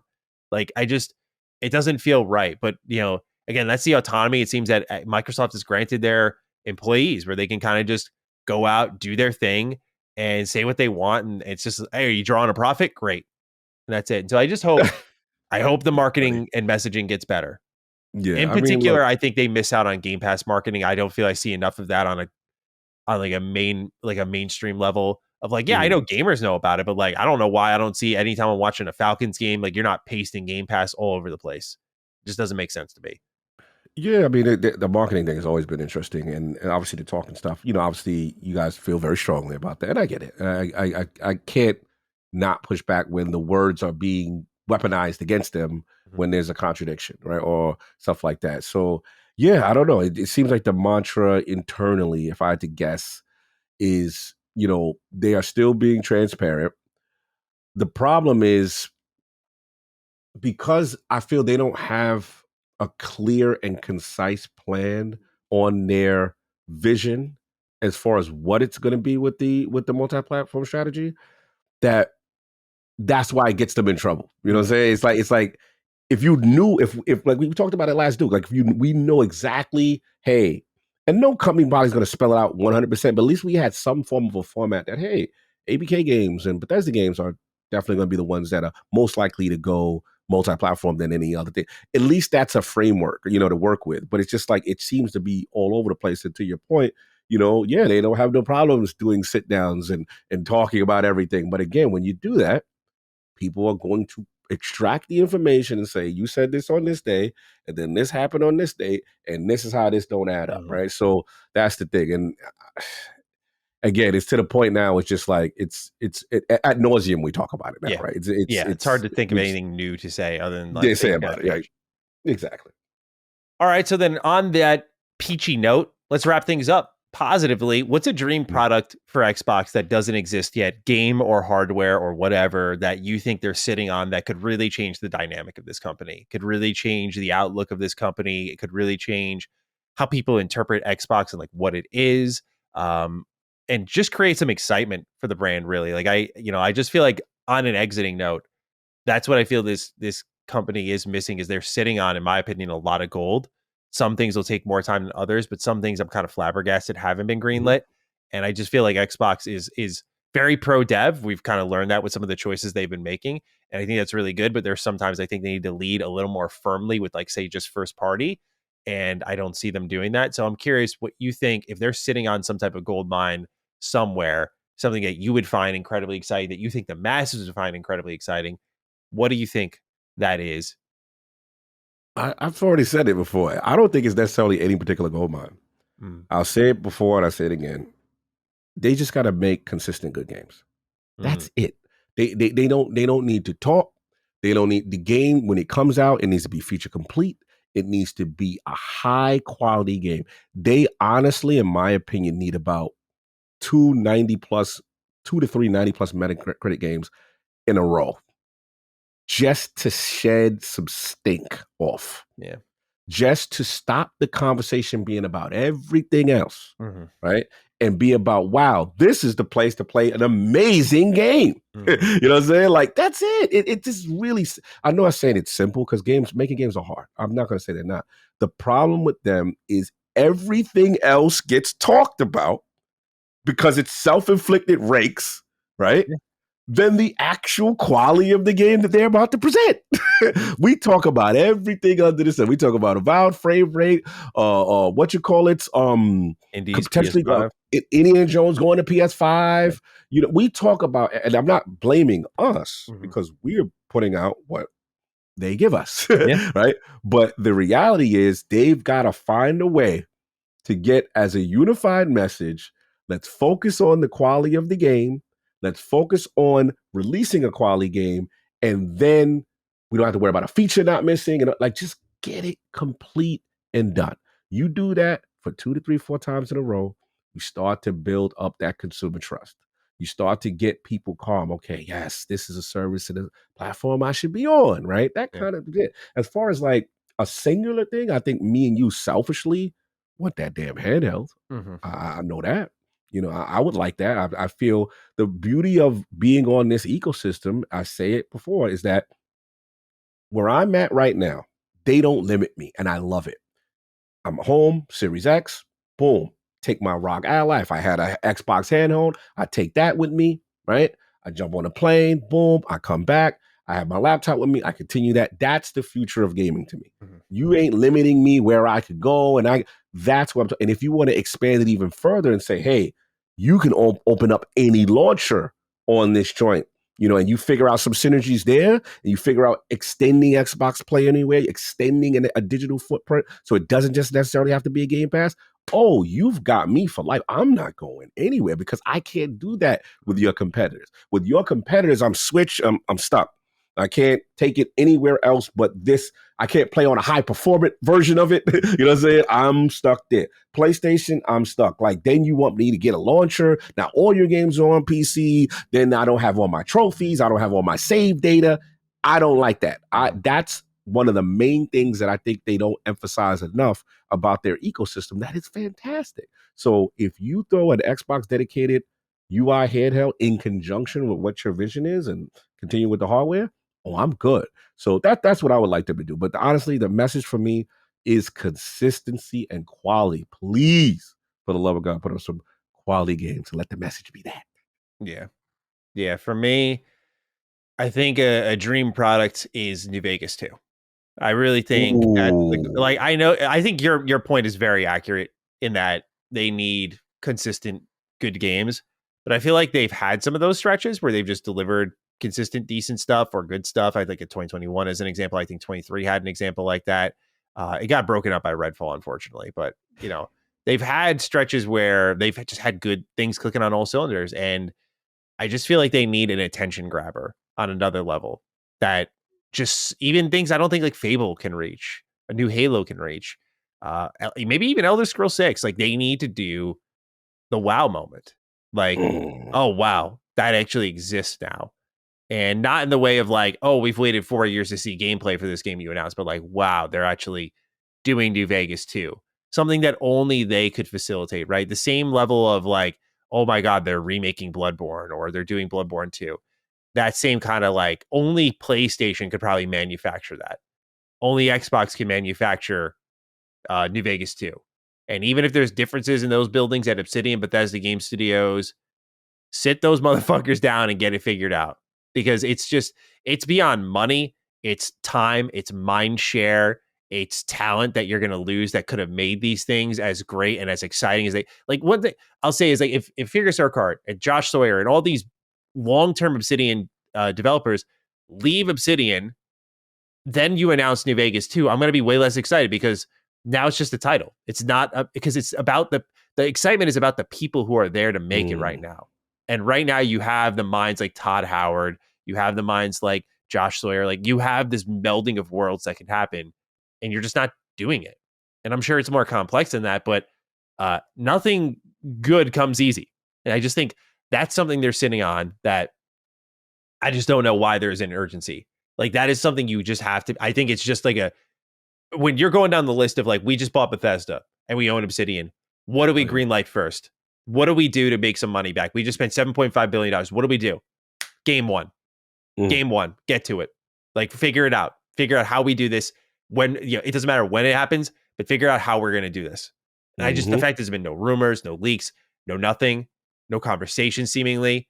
Again, I respect the autonomy of these creators, but you own the fucking IP. Like it's not even just me as a Fallout fan. Like you need a sort of skybreaker announcement where it's like, oh my God. And New Vegas, especially in a post Fallout TV show world, New Vegas would be your most powerful announcement probably ever. Hell yeah. So I feel they're just sitting on something there. And that's frustrating because they have a lot of that stuff. It's like one other thing, a dream product. Go get like Banjo back. Like go back to the well in the terms of like I like that PlayStation's doing Astrobot. Like you need your E for Everyone franchise. You kind of had something accessible in Hi-Fi Rush and you let it go. Banjo's sitting right there. Like you are sitting on a wealth of IP that could invite new Xbox fans. And I don't mean new as in like I've left like people right now. I left PlayStation for Xbox. Not that. Like kids growing up who are buying systems and they're looking at games and you need something that pulls them in at like a younger age, like a Banjo. And you have so many of these types of IP that you're sitting on. So I just want them to broaden. It's almost like they're such a cool focused company. Like, what games are cool? It's like, yeah, totally. I get the cool factor. But you have to remember there's all ages that want to play your console. And I know like even for me as a kid, I was trying to play GTA and I was trying to play KOTOR and all these games at like 7, 8 years old. So yeah, kids will find a way, no doubt. But having games that are like for that audience is so important. I feel like I've been saying that for 3 years now. Yeah. And I don't think there's been a really strong response to that either. Yeah, I don't get the sense, unfortunately, they want to do Banjo. I don't know, man. They seem to have every opportunity to do this thing. And I'm just like... Banjo. Like, Astro is relatively new in the scheme of things. It started as a VR game, and then it was a launch title that was like 3 hours long. Like, it built up to that. Like, it doesn't have to be Banjo. I guess that's just my best example. But, like, go make a new 3D platformer, something that is kid-friendly. I think that would be a really big deal. And obviously the handheld was the last thing. Of course. I think that's the most likely to happen out of everything I mentioned. And I do think it'll change how people look at Xbox, provided, asterisk, you got to go before PlayStation. Yes. We know they're doing one. And if PlayStation strikes first, that's it, dude. I'm sorry. That's it. It is a complete sucking the air out of the room moment for you. There is no fucking hope for you at that point, as far as I'm concerned. Not as a brand, but like you have the opportunity to surprise and delight, as you like to say.